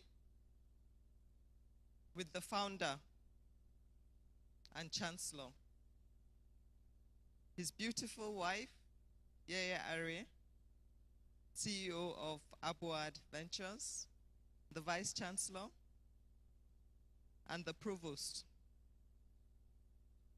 Welcome you all.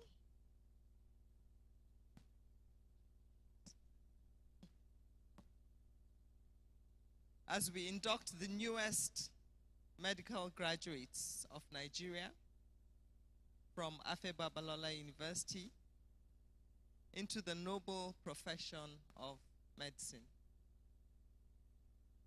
For me, it's delightful that I'm attending this induction, the 7th Sponsio Academica at Afe Babalola University.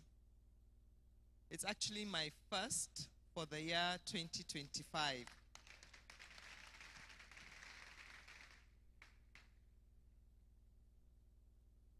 As the first female registrar in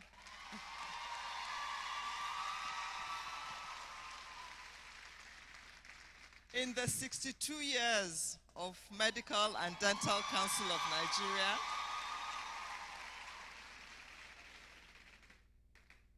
I felt so proud and delighted to see that the distinction candidates were mostly women.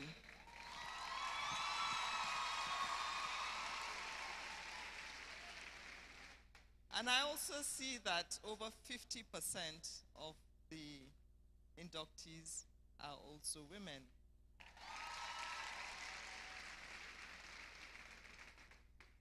That is not to say we're not proud of you, our young men. We are extremely proud of you. We just know that we women have also come a long way, despite the challenges elucidated by Professor Ajayi. We have tried, and we're now looking after the nation as well. So thank you for making us proud, young ladies. Today I'm going to celebrate you all of you. It's a very momentous occasion. Hard work, dedication, and most especially, resolve to reach your goals, which you have done. As the Abuad College of Health Sciences, College of Medicine and Health Sciences continues to grow, so does the respect and scope of the faculty. So you're graduating today with very special privileges because the Chancellor and his able team, the professors, they command respect, both locally and internationally. You're standing on a high pedestal.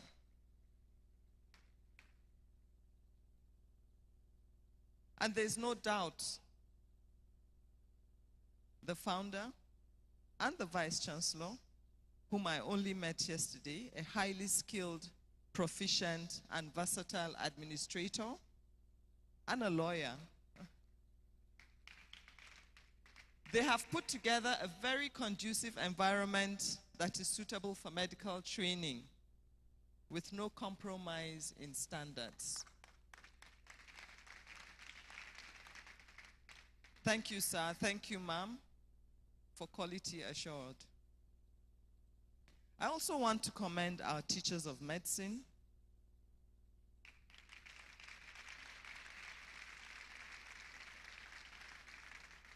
The laboratory technicians and technologists, and all the people that have supported you through your training. We at MDCN, we make the curriculum. We ensure that those coming onto our register are eligible to do so. The faculty, the college, they're the ones that ensure that those people are going to be made eligible to do so, to become doctors. Thank you very much, faculty. We truly appreciate your input despite the challenges despite the state of the nation and how we continue to improve. Thank you very much once again. I'm actually optimistic about the transformative momentum and the ongoing efforts to strengthen our healthcare infrastructure across the country. And we believe in the health sector renewal initiative. I'd like you to know that we have the right team at the Federal Ministry of Health. We have the Honorable Coordinating Minister, Professor Muhammad Ali Pate, who is leading on the shared vision of the President in designing and implementing policies and structures that will enhance the dignity of the health system and its workforce. At MDCN, we're committed to shaping the healthcare workforce, the ecosystem, and addressing these challenges directly. Just as Mr. Provost earlier mentioned, we aim to support institutions in expanding their intake of medical students and their retention capacity so that more doctors are trained and employed after their training. At MDCN, my approach is incremental increase, a theory of incrementalism. We make deliberate incremental reforms that will guarantee sustainability. With this approach of incrementalism, constant review of changes will be introduced without much hassle. It will require adaptability. So if you see us making changes, please try to adapt. And this is our country. Let us stay and improve it. Of course, to our parents, our guardians, our friends, our well-wishers, congratulations. Congratulations, parents. Your investment of resources, your prayers, your moral guidance have borne your fruits today. One of the parents sitting here today I can't see, but is my classmate, Dr. Kudirat. Congratulations.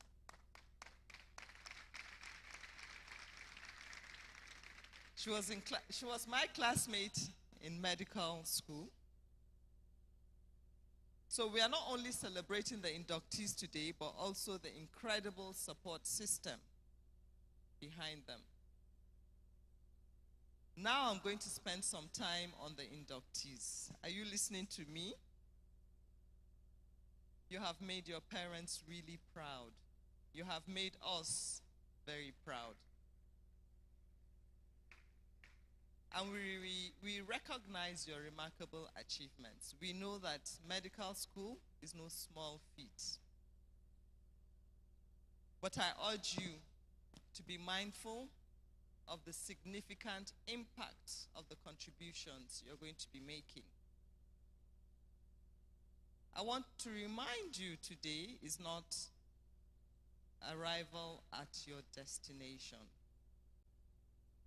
but a commencement of a new journey. I see some tents outside. You're going to have a party afterwards. But tomorrow, you know what? Roll up your sleeves because the work starts again. Now, bear in mind that our profession, the medical profession, is a procedural and hierarchical profession. And there's seniority. You must respect your seniors, your teachers, and the people of the society. Remember that respect is mutual, is reciprocal.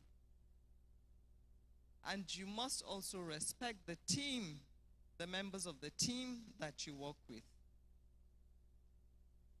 Your dedication to duties and the way you were trained actually leaves no room but just to do that.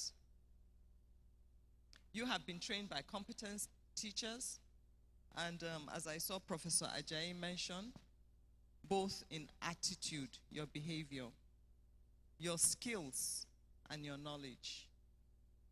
Remember that.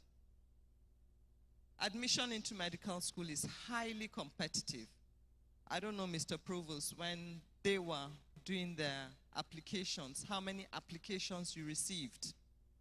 Thousands, 3,000, 5,000 for just you. Only 187 of you graduating today got the slots out of those 5,000.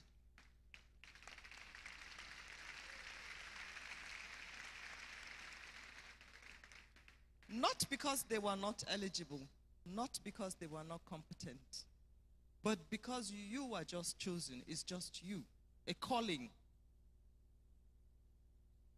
Take that as a privilege. Always remember that. But do not feel entitled. Do not feel entitled. Becoming a doctor is a true calling. The practice of medicine is an art, it's not a trade.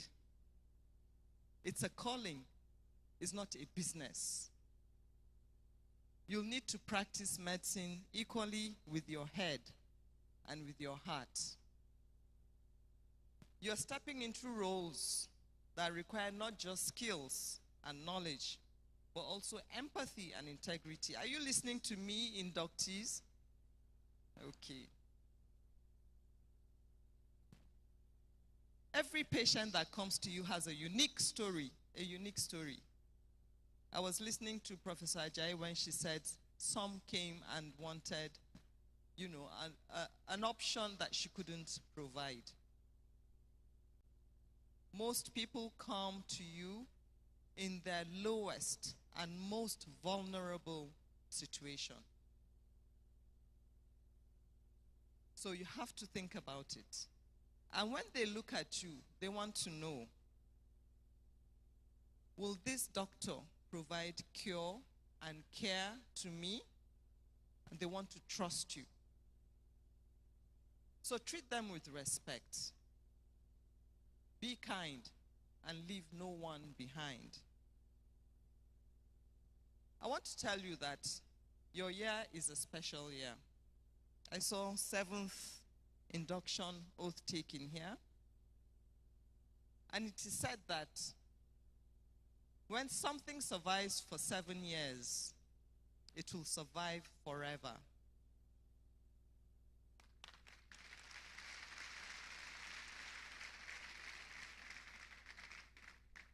So I'm going to give your class a name. And that name is Perpetua.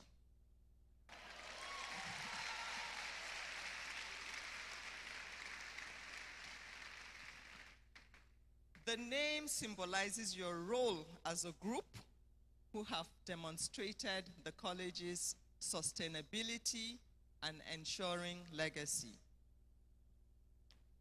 Perpetua also signifies continuity and endurance. This class should carry the spirit of innovation,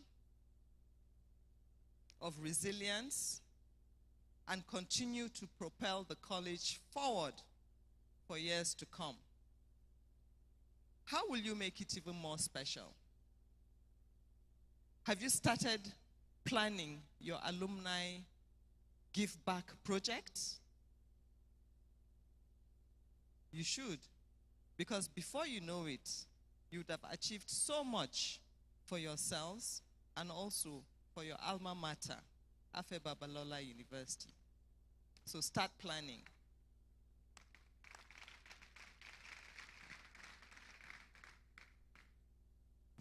The world of healthcare is not an easy thing. You're going into really challenging waters. And I have to tell you that. But you need to rise up and face the challenges. Turn the challenges into opportunities. Be advocates of your patients and leaders in your communities. Don't go to a hospital and say, oh, there's no this, there's no that, I cannot do work.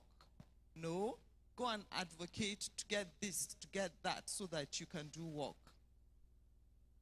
So this requires adaptability, and we love our country, Nigeria.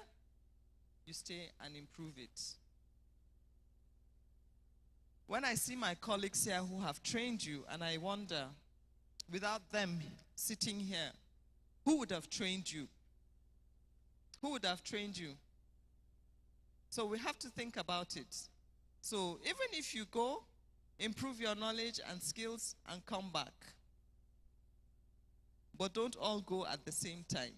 So you stay and we work together, we improve our country, we improve our health systems. I know the ladies are looking at me and saying, we're not really going. Until they marry someone who will say, come, let's japa. But their parents will stay and look after us. I'll tell you a little bit about registration now. All of you have registered on the portal.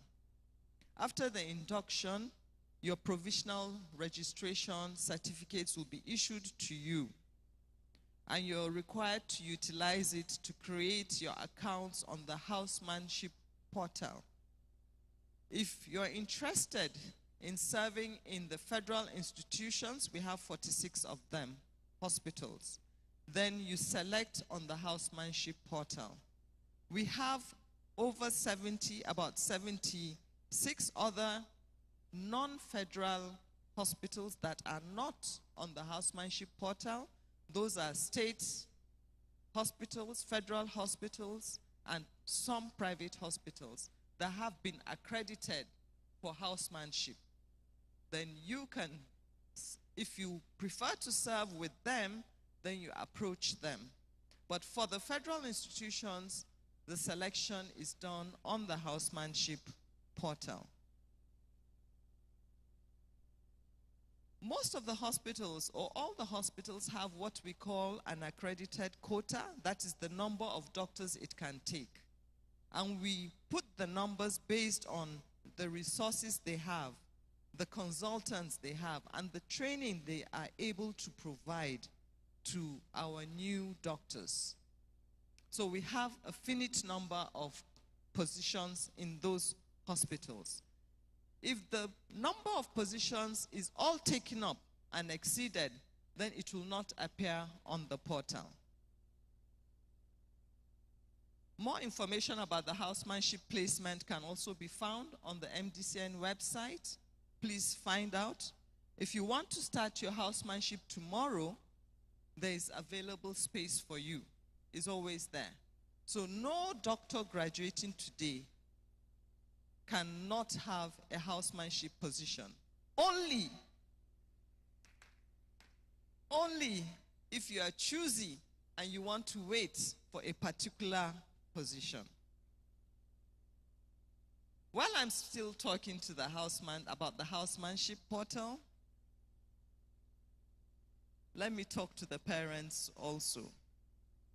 Parents, please allow your children to complete their medical training to imbibe the best practices during their housemanship for the next 1 year.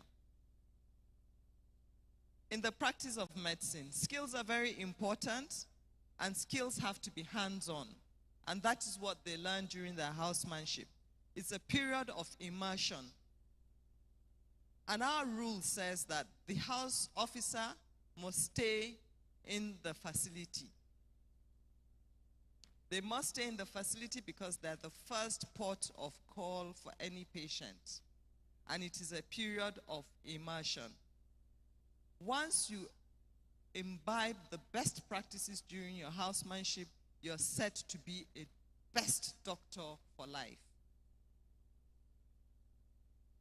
Parents, if you insist that they do their housemanship in Abuja, you'll be making them to wait for 9 to 12 months, after which their certificates would be almost expiring. By the time which their colleagues who have started their housemanships elsewhere are completing and they're starting their NYSC. So please don't insist. I'm bringing Abuja because it is already oversubscribed. It is completely full. The only time you get housemanship if you graduate today in Abuja, 2 hospitals, is you wait for 6 to 9 months. Now back to the inductees. If you're flying at 33,000 feet above sea level in an airplane in a few years, when they say, you hear through the public address system, is there a doctor on board? What do? What will you do?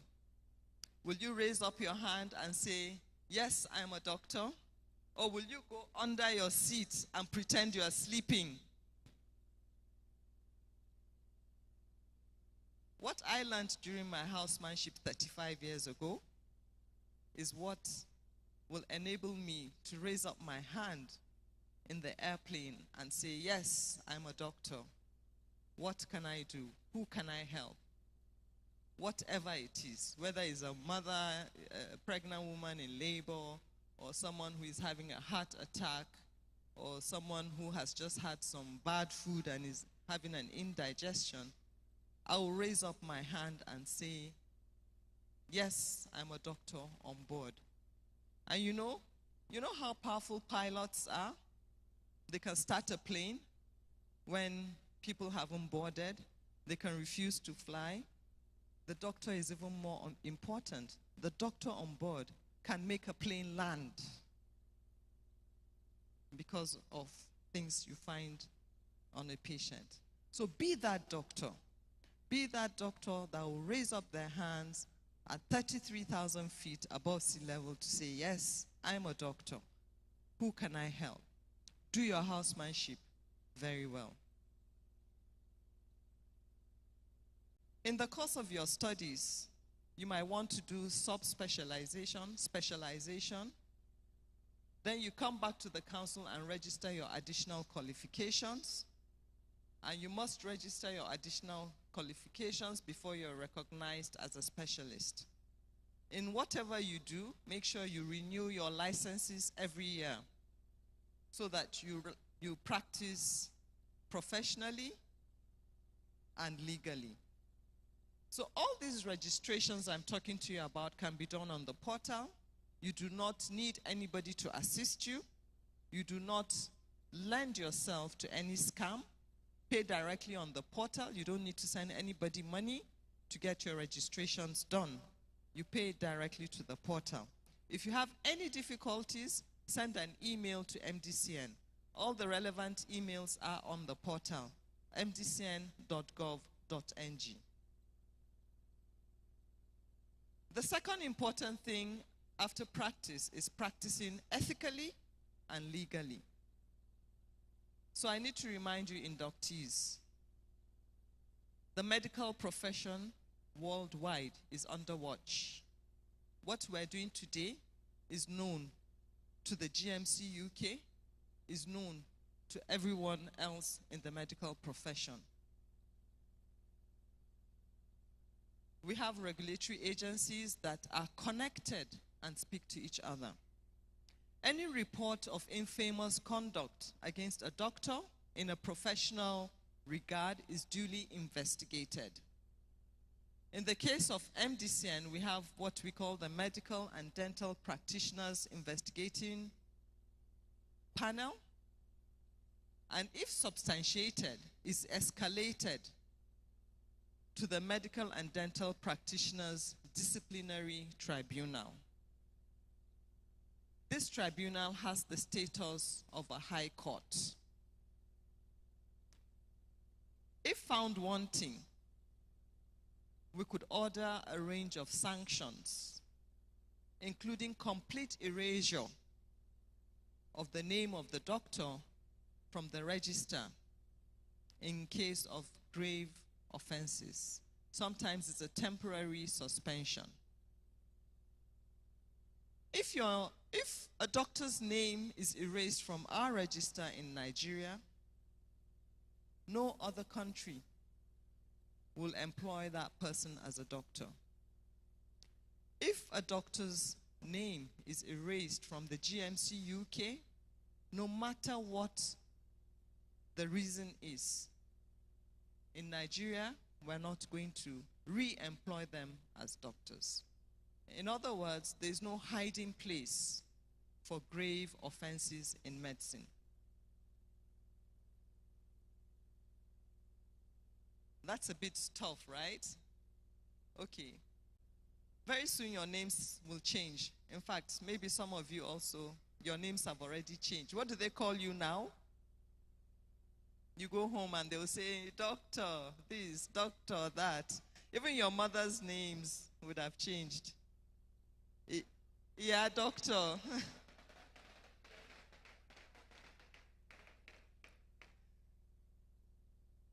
That is because of your place in society.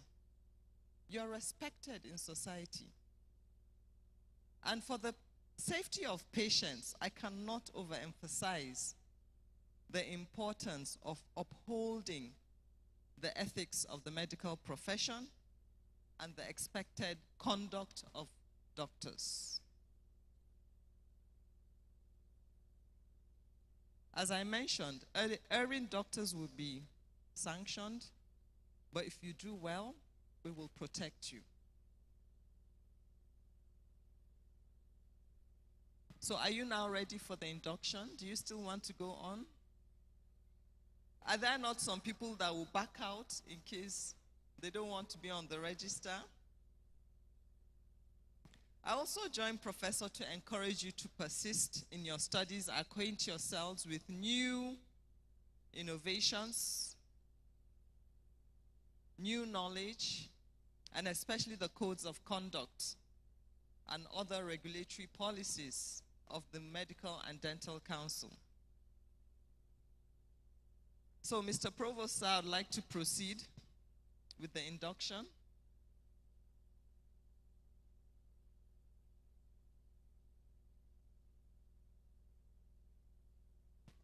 With the kind permission of our elders here present, may I request the inductees to stand up, please.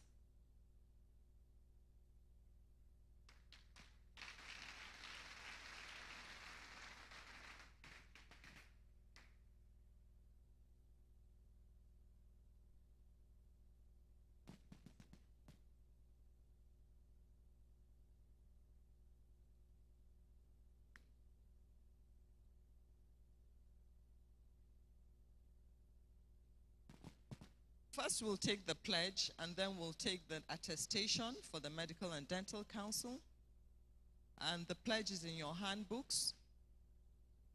I've just canceled the doctor there. You're not doctors yet.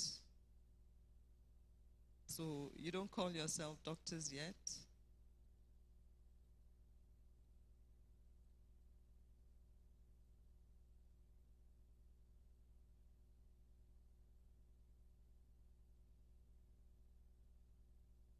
I would like you to repeat after me clearly, please. You raise your right hand.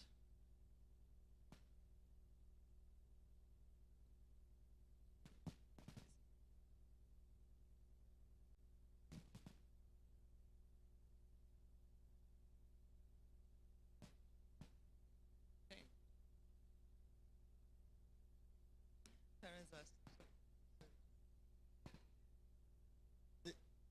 The technical crew, can you kindly project the proceeding?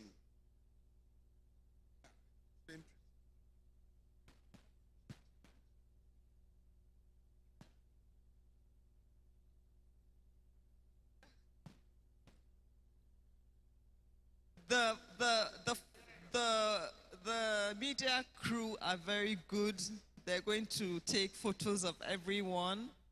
I know parents and sisters and brothers, I know you want to take specific photos, but I assure you that the photos of the media crew will be best and it will be shared.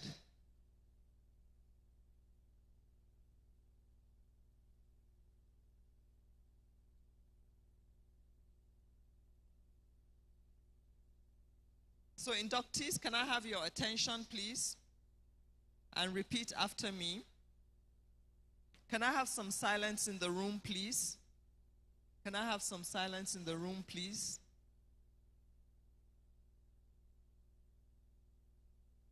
Can I have some silence in the room, please?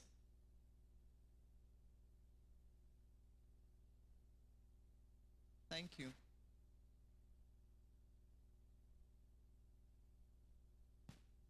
As a member of the medical profession, I solemnly pledge to dedicate my life to the service of humanity. The health and well-being of my patient will be my first consideration. I will respect the autonomy and dignity of my patient. I will maintain the utmost respect for human life. I will not permit considerations of age, disease or disability, creed, ethnic origin, gender, nationality, political affiliation, race, sexual orientation, social standing, or any other factor to intervene between my duty and my patient.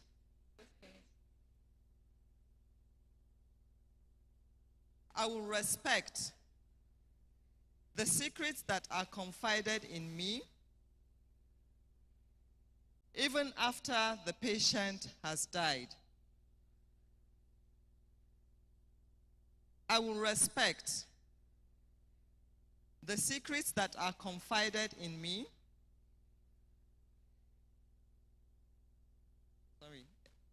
even after the patient has died. I'm repeating that. I will respect my profession with conscience and dignity and in accordance with good medical practice.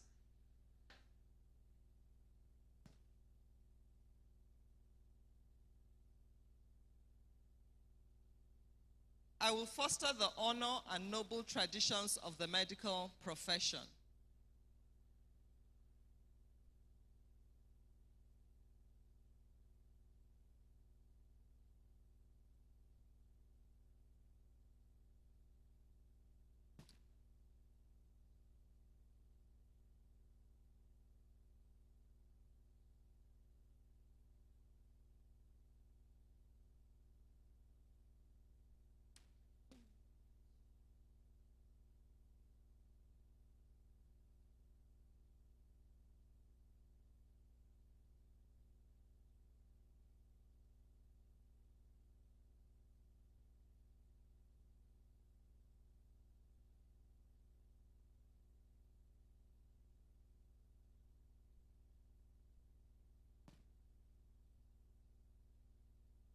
I will give my teachers, colleagues, and students the respect and gratitude that is their due.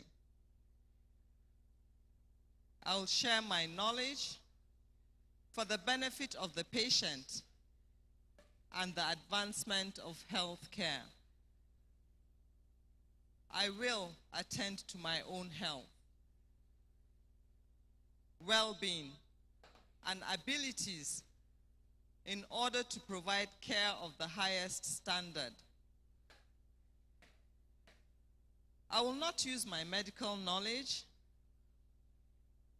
to violate human rights and civil liberties, even under threat. There's one more. Please take him out.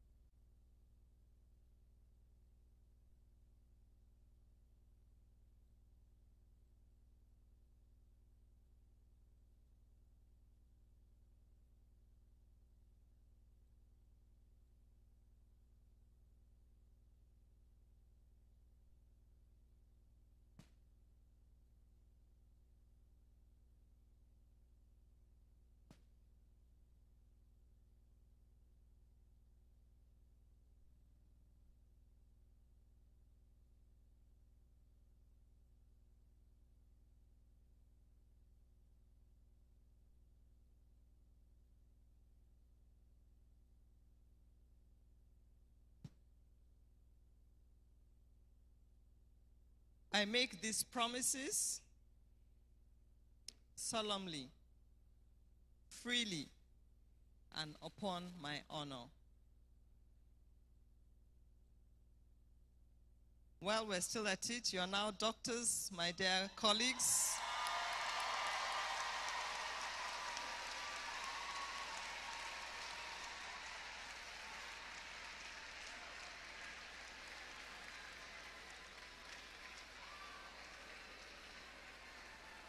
Welcome to the profession.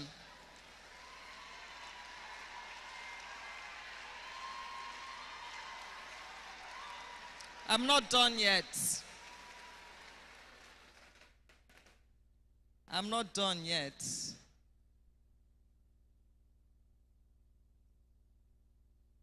You're now going to attest to the pledge that you have taken. Since you are now doctors, when I say I, you say doctor and call your name out.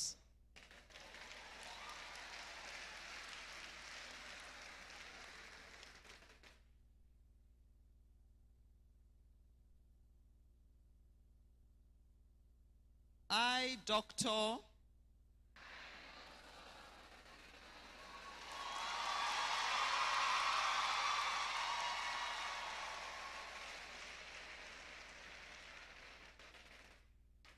do sincerely and solemnly declare that as a registered medical practitioner of Nigeria, I shall exercise the several parts of my profession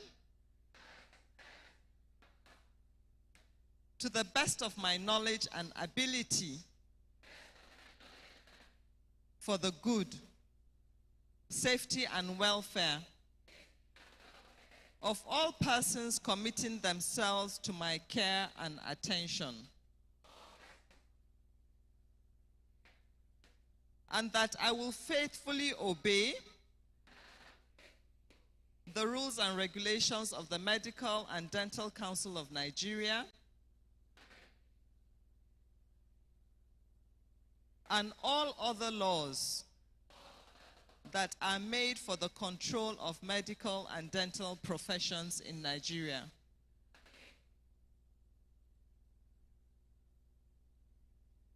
Doctors, my colleagues, we welcome you to the esteemed community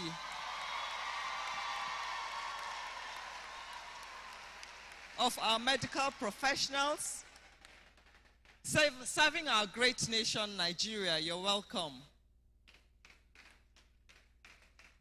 Just one more thing. You need to affirm based on your faith.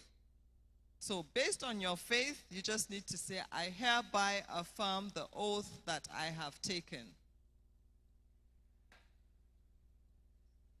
So help me God.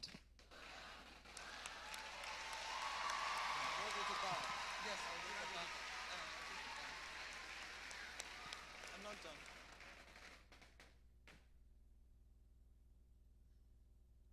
Mr. Chancellor, sir, Ma'am Vice Chancellor, Mr. Provost, ladies and gentlemen, I present to you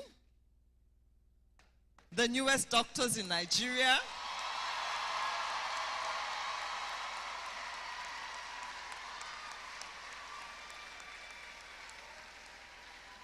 the newest doctors in the world,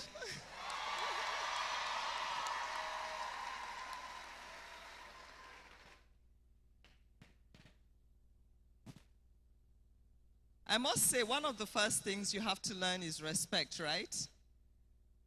But I also wanted to say that another thing is you don't want interference by anybody when you take your decisions. You have been taught to take decisions based on what is presented to you. But we also know that we have people in our communities that influence us, so we have to be careful how they change what we need to do.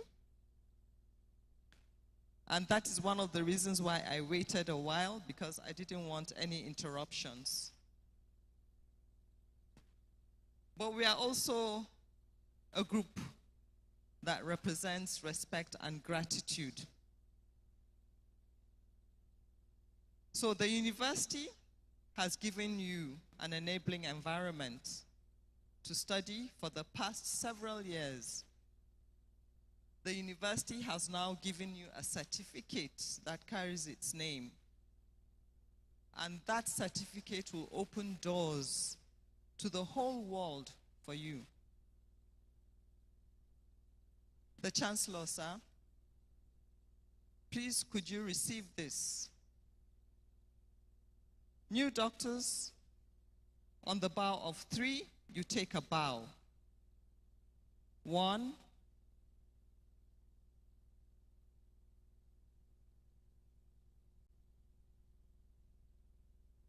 no, too many to troop out. Okay. On the count of 3, you take a bow. 1, 2, 3.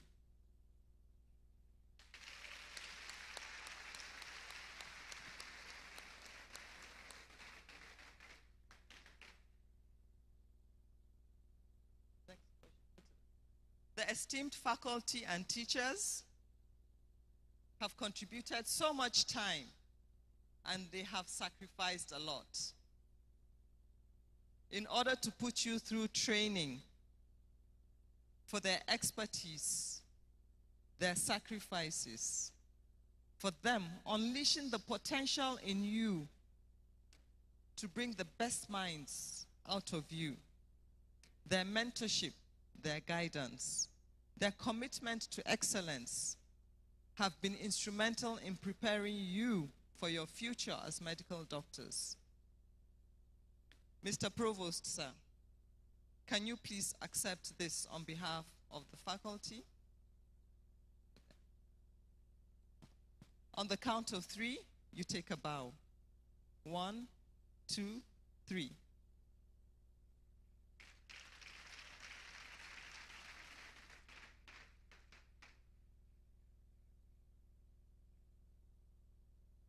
The dedication and support of our parents, our guardians, our siblings have played a very pivotal role in your successes. For their encouragement and support and guidance throughout the journey towards reaching this incredible day. Doctors, can you turn around and look at your support system? No. On the count of 3, you take a bow. 1, 2, 3.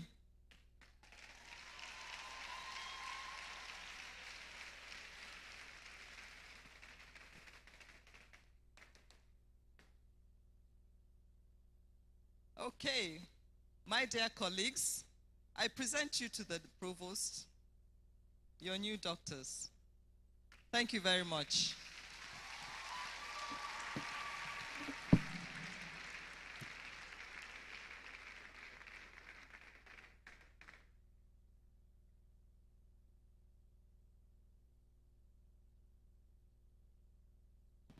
Distinguished ladies and gentlemen, please can you put your hand together to the latest addition to the plethora of doctors in Nigeria, produced by this clear leader in university education at Febala University, Ado-Ekiti. Congratulations.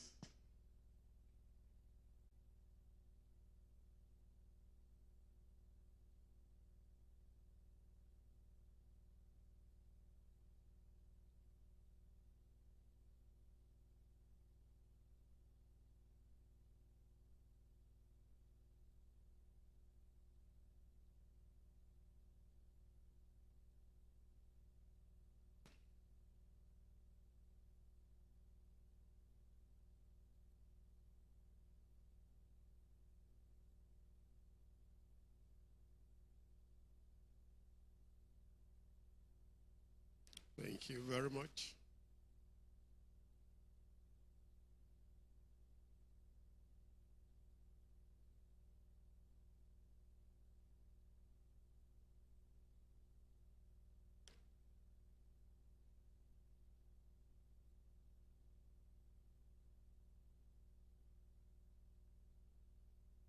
Thank you very much.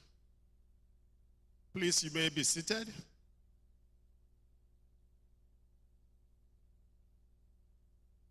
When the registrar and the CEO of MDC was rounding off a short while ago, she described my friends as my colleagues, her colleagues, not my colleagues. Can I call you my colleagues too? Distinguished ladies and gentlemen, to take us further in this beautiful celebration, may I invite the president of the NMA, ably represented by Dr. Ifedayo Oreyemi, to please address the new doctors. Let's celebrate the president of NMA. He has a word or two of encouragement for these brand new doctors. And after that, there's going to be a presentation of award to the best graduating female student by the Medical Women Association of Nigeria. I think the president should do something like that for the best graduating male student.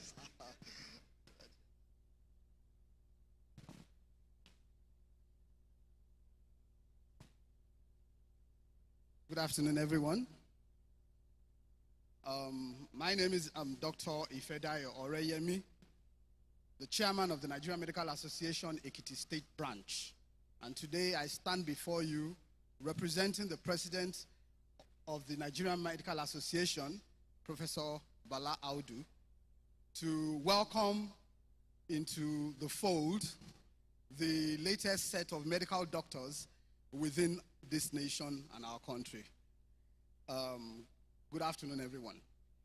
Permit me to stand on existing protocol to say that it's an honor and a privilege for me to stand before you as we celebrate this remarkable event in the lives of our new medical professionals. It is a recognition of a number of years and time that you have shown dedication, countless hours of studying and reading, staying up at night, waking up early in the mornings for ward rounds, tutorials, teaching sessions, and showing unwavering commitment to a calling that is greater than each and every one of us, the calling to be a healer and a physician of the people of our land. Today you become guardians of trust, and with this trust comes profound responsibility to you. You are joining a proud and distinguished line of healers and advocates who have shaped the cause of human health and well-being throughout the generations. You will be entrusted with care of patients in your first year of being medical doctors, wherever you are, as our interns and house officers. These patients will come to you not just to collect prescriptions and to admire your beautiful faces, but they would also require you to put to test the knowledge and the expertise that you have learned and acquired all through your years of medical training. They will also require your reassurance regarding their health status, and they will require to be handled and treated with dignity and compassion. They will directly place their lives in your hands and wait for every word that comes from your mouth as if it was a word of a God. And in return, they will trust you to dispense your knowledge to them and the knowledge of their healthcare status with dignity, with respect, and with compassion. From today on, wherever your path may lead you, whether it be within the walls of a hospital, in clinics, in research centers, or in halls where policies will be made, meetings and conferences where policies regarding health care will be formulated, always remember that you may not have all the answers. You may not have all the knowledge. You will meet with cases and people and situations that will challenge and task you. But that is the beauty and the pride of being a medical doctor. Knowing fully well that even though you do not have all the answers, you know how to ask the right questions. So always ask the right questions. Follow the principles always. And I'm sure you would always be safe. You will definitely face challenges with your practice. You will be exhausted in the duration of your internship. There are centers where from 8 a.m. to 10 p.m., you are on ward rounds, you are in clinics, you are in theaters, you are doing one stuff or the other. You may even face situations that will break your heart because you are human like every other person. You have the tendency to get emotionally attached or emotionally involved with patient care. But in those moments, always remember that you were called to this path for a particular reason. Remember, the patient that is before you is depending on the strength you show at each point in time and the knowledge you are able to show and the proficiency with which you show that knowledge. I appreciate all the families and friends here today, and I thank you for the support that you have shown our people, the sacrifice you have made, the encouragement you have given to them throughout the duration of your training. You are the unsung heroes in their lives, and may posterity be kind to you all. I use this opportunity to appreciate all the teachers and trainers as well of our new doctors here. Your commitment and guidance has not only shaped these brilliant minds, but also made them compassionate hearts.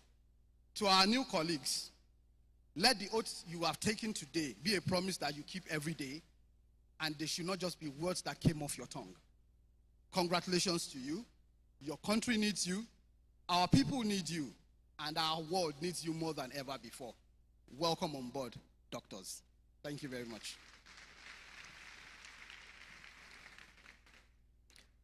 To the latest doctors in town, I want to say congratulations to you. I congratulate the new set of doctors. Your dedication and diligence have paid off. At this stage, permit me to call on the overall best graduating doctor, in person of Dr. Motajo Oluwatosi Olakule for the award.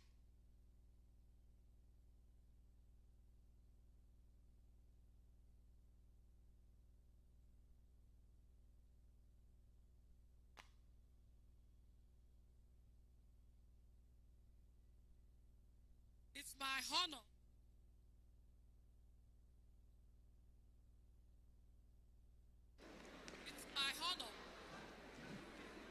on behalf of the Medical Women Association of Nigeria, it is the state chapter. Hello. Please, can you take this one? It's my honor to be here today as the president of the Medical Women Association of Nigeria, and on behalf of our dear association, you've made us proud as a woman. We are presenting this award of excellence to you, my colleague, Dr. Oluwatosi Olakule Motayo, as the overall best graduating doctor of Afe Babalola University, Abuad Medical Class of 2024. Congratulations.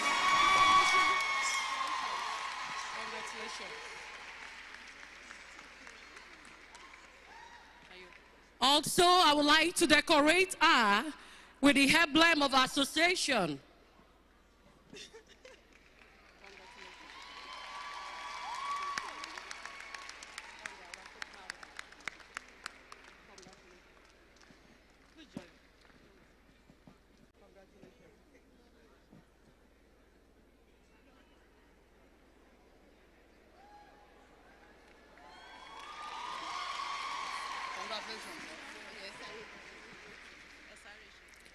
Without wasting time, we have 141 new female doctors there. Can you be upstanding and celebrate yourself? Congratulations. We are so proud of you. Time will not allow us to call every one of you, but quickly we will just call 3 of you to come forward to represent other female doctors. We want to just decorate. Can I mention the names? 3 of the representatives. Adebara, Dr. Adebara Faith Ilumidu, Dr. Ikinin Favor Catherine, and Dr. Iyeseken Ebola Pierce. So you will be representing your colleagues. We welcome you to the Medical Women Association And our motto is healing with the love of a mother. Congratulations.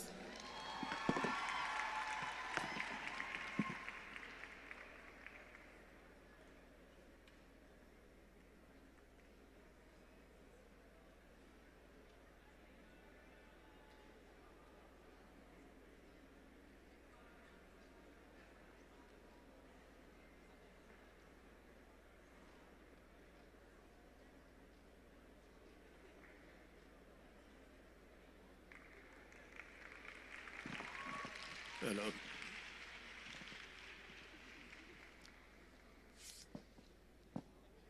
Thank you so very much.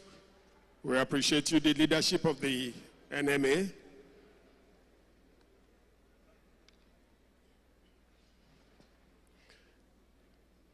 To the brand new medical doctors, that you are here today to be inducted means you have done very well. But among you, there are some that have done exceedingly very well. Mind my words, that you are here today means you have done very well. But we have some among you who have done exceedingly very well. It is on this note that I want to invite the Provost to please announce to the House, or by way of recognition, the outstanding students in the House. The Provost, sir. Presentation of the outstanding students, oh sorry, not students again, doctors in the House.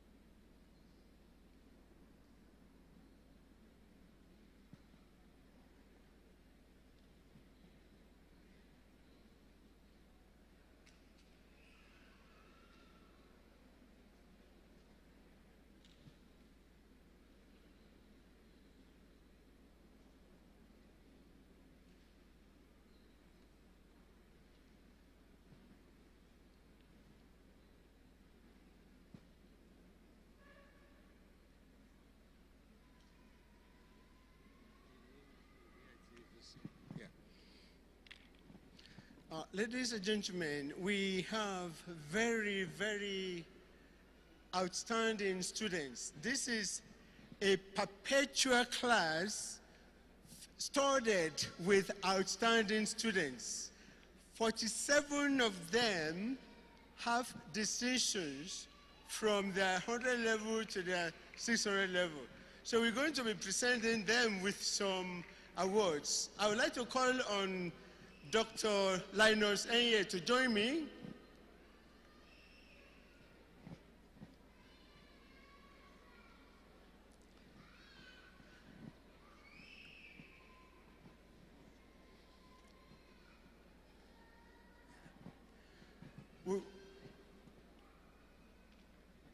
We would like to invite Yeye Are to help us do some of the presentations.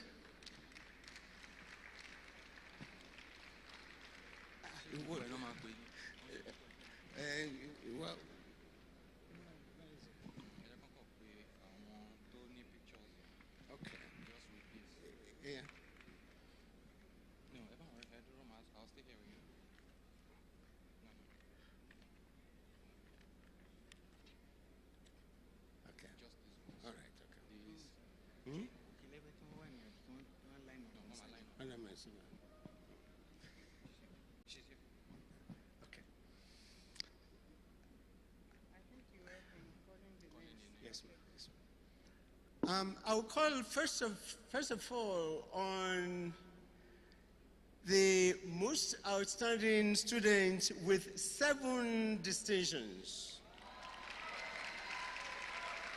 Motajo Oluwatosin Olakunle.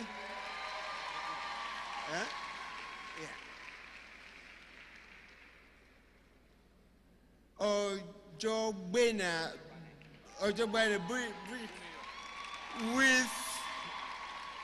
with 5 distinctions. Orina Benedict with 5 distinctions. Ojemoruye Obenefa with 4 distinctions. Adejumo Jeff Mofoluke with 3 distinctions. Agujoy Oyekachi with 2 distinctions. Awe Ayomide Blessing with 2 distinctions. Sadiq Ayot with 2 distinctions. Immaculate Love Ehi with 2 distinctions. Ifeto Samuel Ogene Carol with 1 distinction. Ihaisekien Ebuluwa Perry with 1 distinction. Ayeni Adetola with 1 distinction.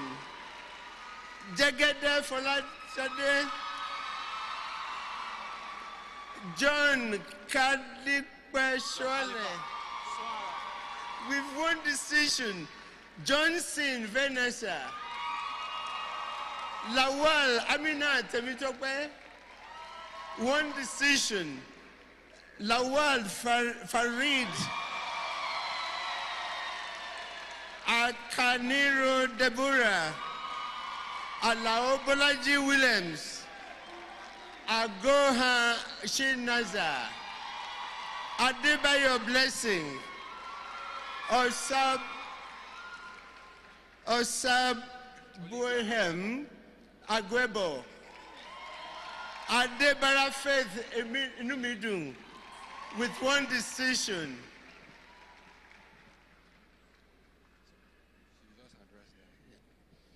We are giving them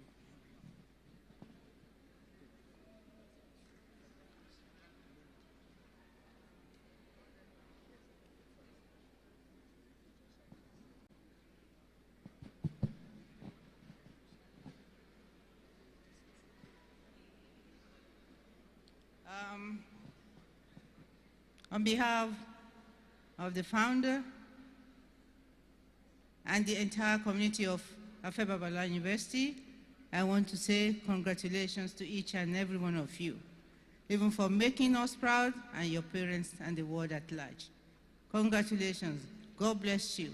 There is an award from your college to each and every one of 100,000 naira for each and every one of you from your college. Please, can you come over and have a handshake with me? Thank you.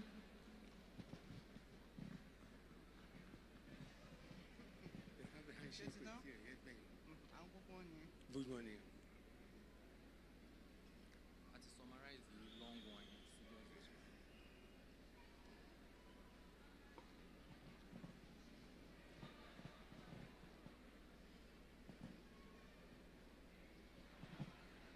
Congratulations.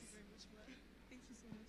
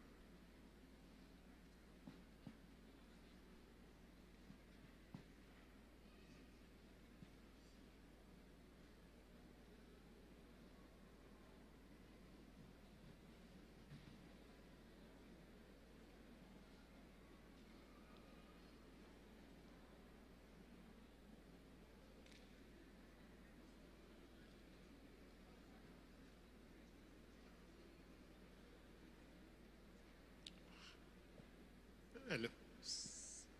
Prof. Oh, Prof. Aha.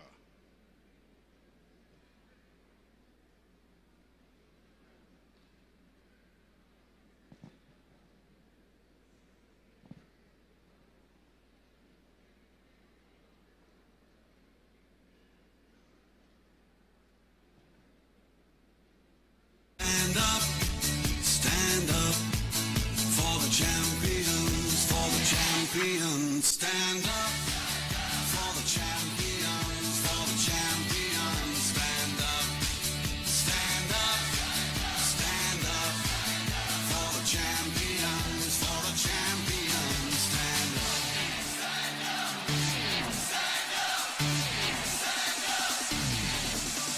Here we go, it's getting close. Thank you. Thank you.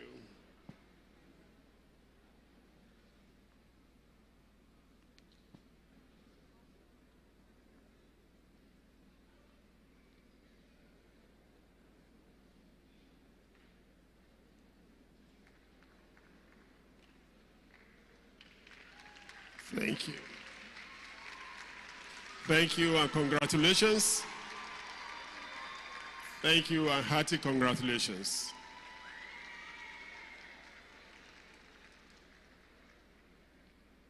When the award-winning doctors were here, I counted your number. You were 22. You are 22 in number. And our mother in the house, Yeyare, announced something weighty for each of you. This announcement is to each and every one of the 22. Don't forget me. Oh, 23. 23. Don't forget me, I'm here. Eh? Thank you very much. Distinguished ladies and gentlemen, I'm sure everybody in the house is gingerly waiting to listen to the founder of this university. On this note, may I invite the living legend, the oracle himself, the apostle of impossibility made possible, the man who does not believe that any job should be left till tomorrow. It must be now, now, and now. Ladies and gentlemen, put your hand together for the founder, Ari Afebalas. I invite him to the podium to say a word or two to the latest doctors in Nigeria, Abuad branch.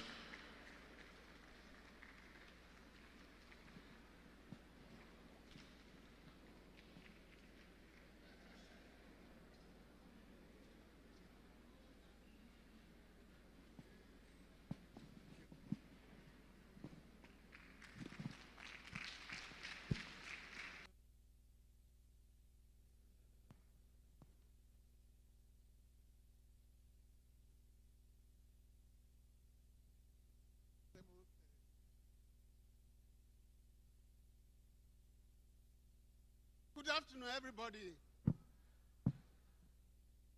I can't hear the answer. Good afternoon to you all.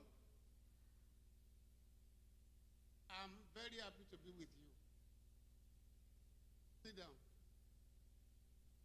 Parents and friends, good afternoon. And thank you for staying with us for such a long time. I'm very impressed. Nobody goes out. Unlike other. This is our 7th time of inducting doctors. And I can say without any contradiction that this is the most impressive of all the 7.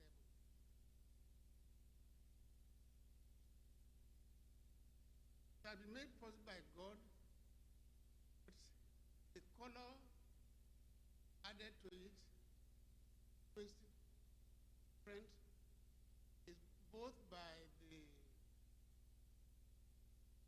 registrar of Medical Council, who brought in a lot of innovation in what we have been doing. May I ask you to please stand up for recognition? Not only for recognition, face them. Come out, please. I'm sure the Vice Chancellor will agree that this lady brought a lot of innovation to what we have been doing. But all of you, students, stand up. Stand up. And follow me. Thank you. Thank you. Thank you. Thank you. Thank you.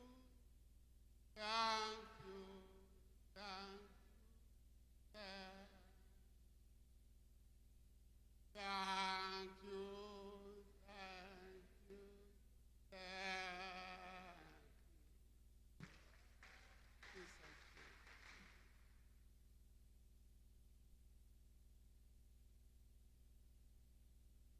We have a distinguished lecturer from Ibadan University. I listened attentively to every word. He's a teacher indeed. Wonder whether I attended UMC, Ibadan University, training. I have a request to make on your behalf. Please let us have a copy of that beautiful lecture for each of my students. Again, stand up, come out. I want to appreciate you.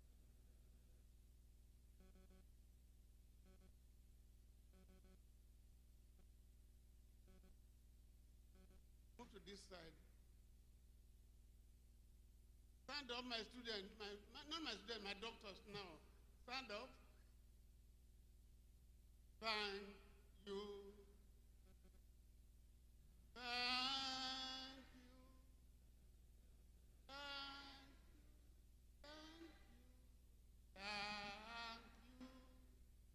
Thank you.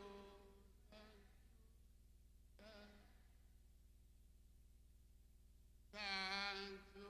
Thank you. Thank you. Can go and sit. There is no doubt that this is a great day. Sit down. Doctors, a few years ago, you are younger than this, smaller than this. Today you are huge. Most of you are bigger than me now. I've been eating my food. Congratulations. Who made it possible? Apart from God. Those are your parents. All of you stand up and face your parents now.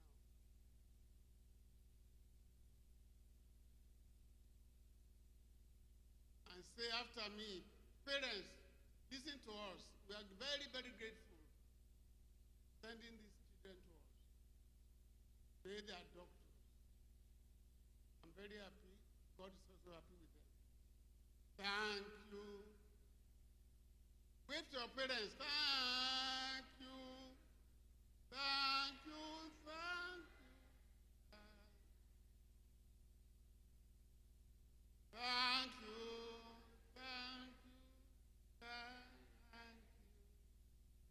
Thank you. Thank you.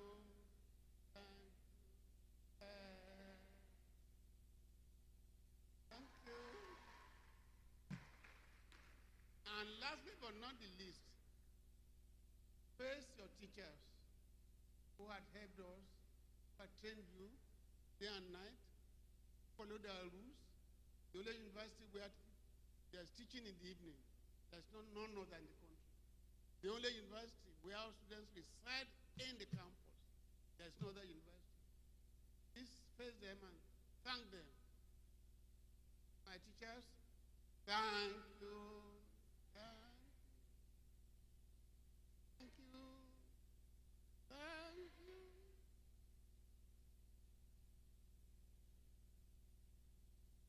Thank you.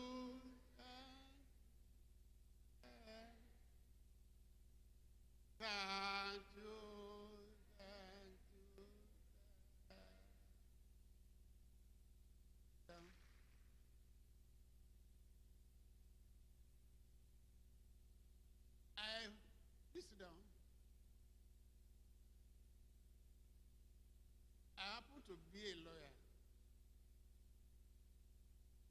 When you are in Supreme Court and you have 7 judges,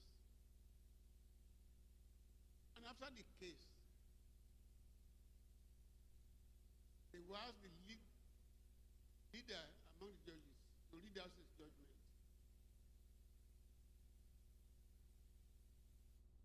And when he finishes, you ask the second to read his judgment. Instead of reading it, you say, look, I've listened to the judgment by the leader. I agree to in total. So the same thing may happen to the remaining 6. In other words, all of them agree. I can tell you here that I've listened to the speeches of everybody, registrar, the lecturer, and so on and so forth. I agree in total with what they have said today, including the advice given to you. It will be useless, and of course there will be nothing gained by repeating what they have told you. And they will now say, adopt. Ladies and gentlemen, adopt all that they have said about medical profession and what you do. Please do me the favor of carrying out what they have told you today. I will only add that you know more than everybody else. My attitude to education, particularly on industry and character. I want to stand up, all of you.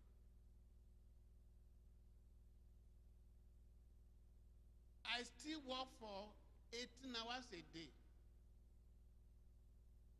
Like you all knew, I didn't have secondary education, university education. What made it possible was industry. I've told you, and I repeat it now, and repeat after me. Industry breeds character. Can't hear you. Industry breeds character.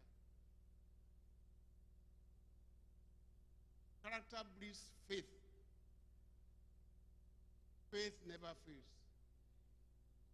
Put it on your own now. Industry breeds character, faith.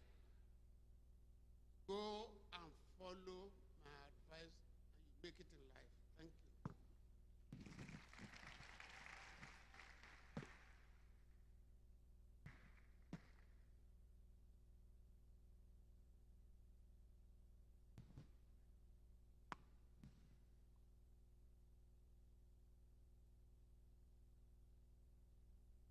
Hello. Okay, thank you. Industry breeds character. Character breeds faith. And faith never fails. That is the gift to our brand new doctors from the leader. Just like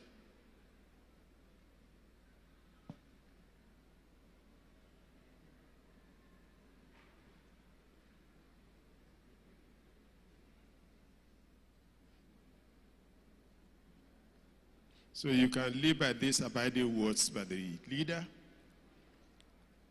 The future is not only bright, it is indeed luxuriant for you.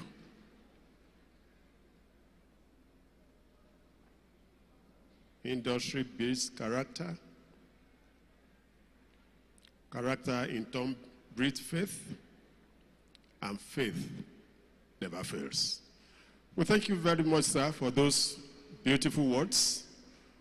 We will learn to live by them. And I know they will do us good. Distinguished ladies and gentlemen, as we are beginning to round off this wonderful celebration. May I invite the Deputy Provost of the College of Medicine and Health Sciences, Professor Dele Richard Agbana, to please give us the vote of thanks. Professor Agbana.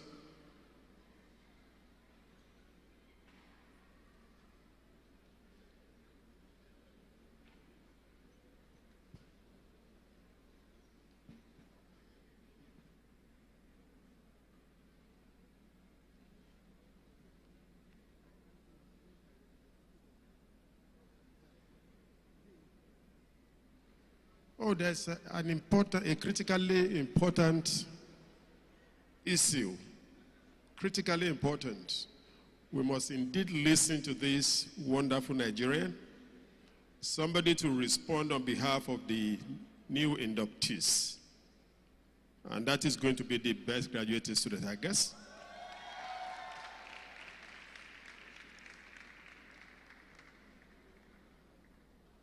Oh, okay. Dr. Favor Catherine, representative of the inductees, to please respond on behalf of the brand new doctors.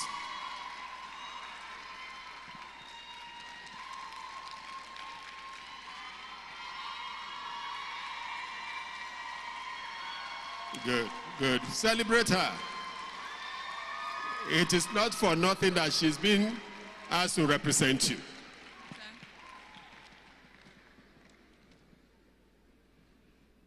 Our great founder, Are Afe Babalola, his amiable wife, the astonishing Yeye, Are Modupe Babalola, the esteemed Vice Chancellor, the Deputy Vice Chancellor, Administration and Academic, the Registrar of the Medical and Dental Association of Nigeria, the University Registrar, the University Librarian, the BOSA, the Chief Medical Director, Abuad Multisystem Hospital, the Chief Medical Director, Federal Teaching Hospital, Ido Ekiti, distinguished Provost of Colleges, all deans here present, all head of departments here present, our respectable lecturers, council representatives, non-academic staff, our loving parents, dignitaries, and lastly, my fellow inductees.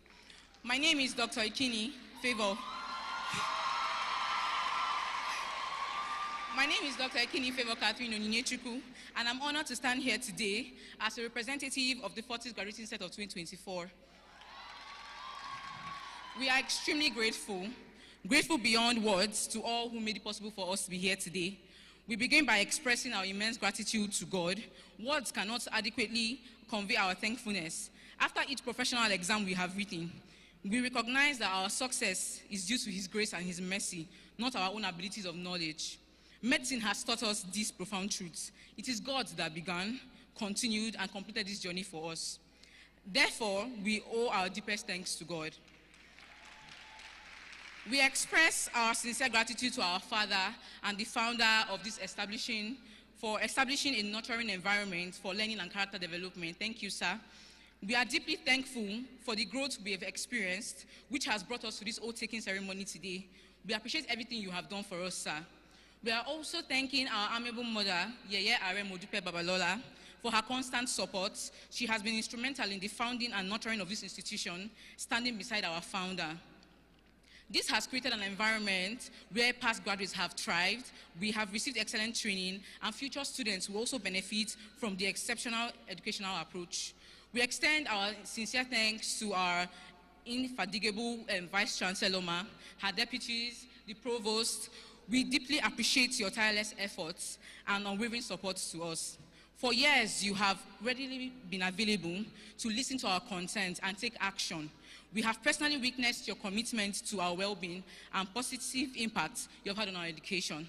Through years of dedicated study, learning, and personal growth, we have been shaped both academically and in character. This journey would have not been possible without our exceptional lecturers. We express our sincere gratitude for their time, knowledge, and dedication. Their commitment is the reason why we are here today for this oath-taking ceremony. We struggle to find adequate words to express our appreciation for their efforts in our development. While the saying goes that a good student should surpass their lecturer, our lecturers have strived for something even greater, ensuring our excellence in all aspects. We are truly grateful for their guidance throughout our academic journey from 100 level to 600 level. This definitely will be incomplete without the recognition of our lovely parents for their love and their sweat, for using themselves as vessels to be used in our achievement today as doctors. We are ever grateful for the times they engaged us, they supported us morally, financially, and every other way possible. We say thank you for the times we came crying and you wiped our tears, and even when we wronged them, they never failed to extend their arms for us, for warm hugs, for the prayers and the subtle you can do it, for encouragement and all that was done behind the scenes. We are grateful. We love you, mommies. We love you, daddies. God bless you. To my classmates, scratch that, my fellow colleagues, now doctors, it has been long years of studying. We have cried, we have prayed, we have laughed together. What can I say? We did it. Together, we have experienced our highs and lows, our successes, our failures, laughters and tears. We have not learned just from the books, but from ourselves. And we have grown together, shaped by each other's perspective, dreams and values. As we move forward, let us carry these lessons and friendship with us for the true essence of the experience we have in this esteemed institution. I won't stand here today to forget to mention the ones that we lost along the way, the ones that passed away, our family members that we lost, the classmates that left the country, or those that were asked to change course one way or the other, or lost in any other way. We love you and we miss you. We are doing this for the ones that passed, and we won't stop rooting for the ones we have spread across the world. We do this today for us and for you all. We hope to meet somewhere, anywhere soon. As we stand on the threshold of the future, it's natural to feel a mix of excitement and apprehension. The road ahead is uncharted, full of responsibilities and opportunities. Whatever path you choose, pursue it with passion and determination. Remember that success is not measured by destination, but by the journey and the lives we touch along the way. Thankfully, our line of work give us a means to interact with people, and by God's grace, we touch lives positively as we progress as medical doctors. Let us also remember that with great potential comes great responsibility. We are leaders of tomorrow, and it falls on us to make the world a better place, whether through small acts of kindness or grand gestures of innovation and change. Let us contribute to a future in medicine and the world entirely, where equality, justice, and compassion will prevail. As we stand at this threshold, ready to embark on the next chapter, let us embrace the future with open hearts and minds, eager to explore all that it holds. Let us dare to dream ambitiously, embrace calculated risk, and carry us the valuable lessons and experience that have shaped us. The world stretches before us, vast and full of potential, offering endless opportunities for growth, discovery, and achievement. Let us step forward confidently and ready to make our mark. So, I say to 40th set of 2024, congratulations, our journey begins now, and let's make the journey worth remembering. Thank you. Thank you, sir. Dr. Favor, before you go, please, make a copy of this, your speech, available to the college officer. I did a copy. Thank you very much. We appreciate you.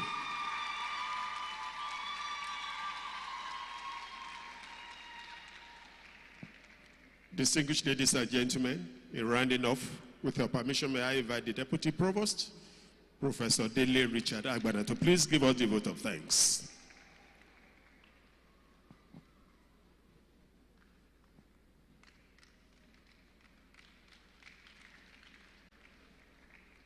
If you clap for him, it's likely to increase his speed. I said so, I said so. Clapping has a way of energizing people. Thank you. Thank you, sir. Good afternoon to you all. I adopt all existing protocols on behalf of the Provost, staff, and students of the College of Medicine and Health Sciences. I stand here to say a big thanks to God Almighty for the success of today. I wish to thank our visionary Chancellor and founder, Are Afe Babalola, and his amiable wife, our matriarch, Yeye Are Modupe Babalola. May the good Lord grant both of you length of days and sound health. Amen. Members of Board of Trustees and Governing Council, I thank you most sincerely. I want to thank the management of Afe Babalola University, including Provost,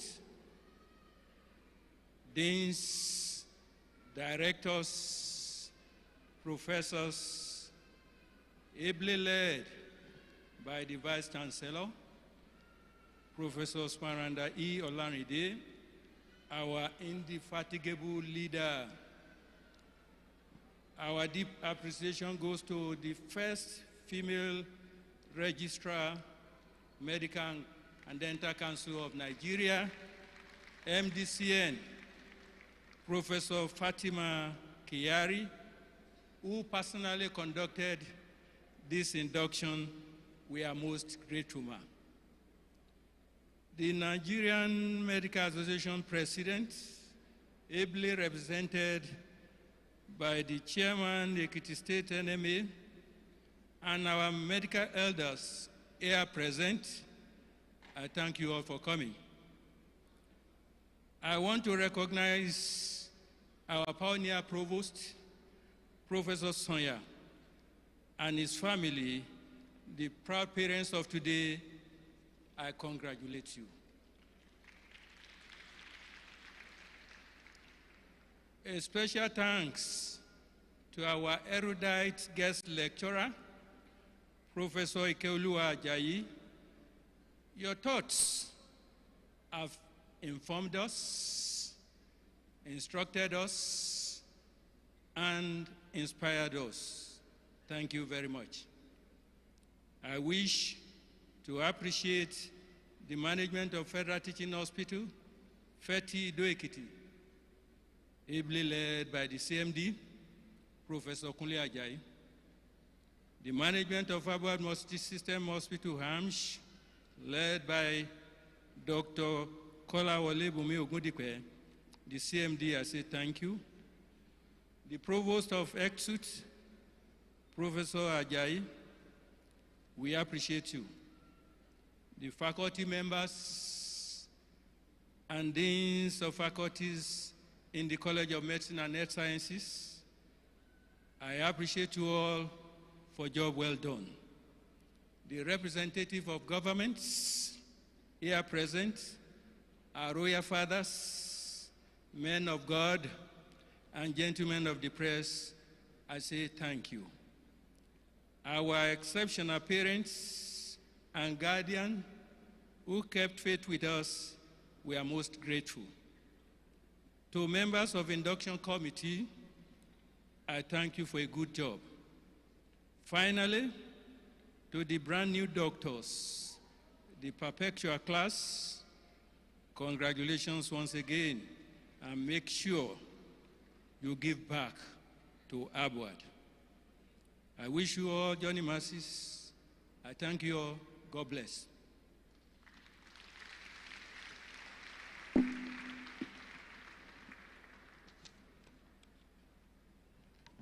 Thank you, our dear Deputy Provost, for a wonderful job. We appreciate you. Distinguished ladies and gentlemen, with that, we have come to the end of the 7th induction ceremony of our university. We are looking forward to seeing some of our parents here again next year, and some of our doctors as friends and well-wishers next year. We appreciate you. But before we call it a day, finally, please may we be upstanding so that we can run the university anthem, the national anthem, after which we should please allow our leaders to exit the hall, and then we follow them. That is the practice here. Thank you.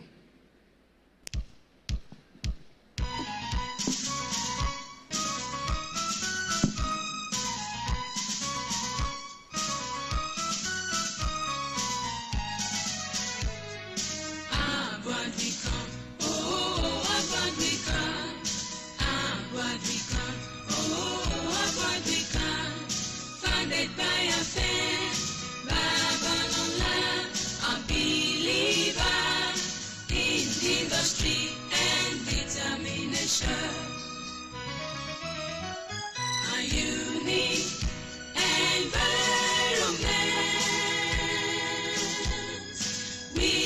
aesthetic structures are beckoning university.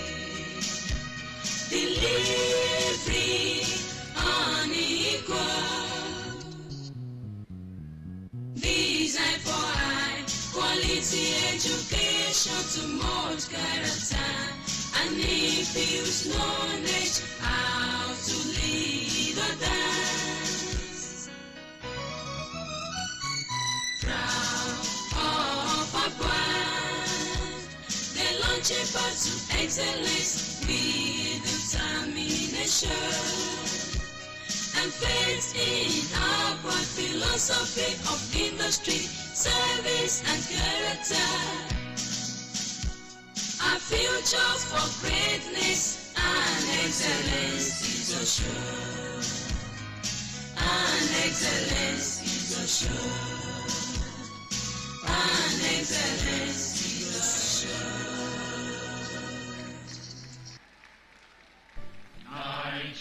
Nigeria, we hail thee, our own dear native land. Though tribe and tongue may differ, in brotherhood we stand. Nigerians old and proud to serve our sovereign fatherland. Our flag shall be a symbol that truth and justice reign.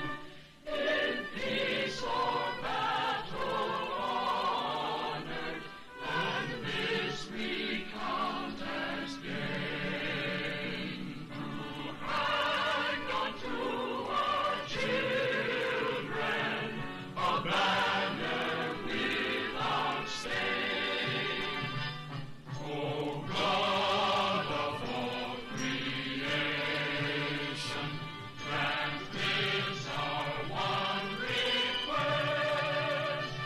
Help us to build our nation where no man is oppressed. And so with peace and plenty, Nigeria may be blessed. Thank you, distinguished ladies and gentlemen. Please let our leaders exit the hall and then we follow them. God bless you.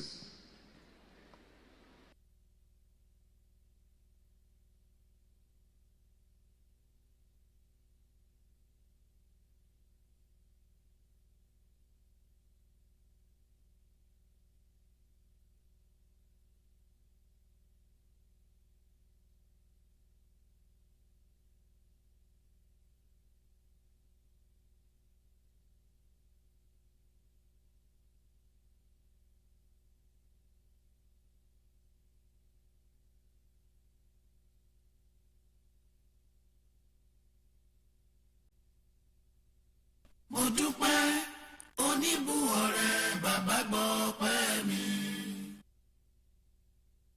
Appreciation. Mo dúpẹ́ oníbùwọ̀rẹ́ bàbá gbọ́ pẹ́ mi.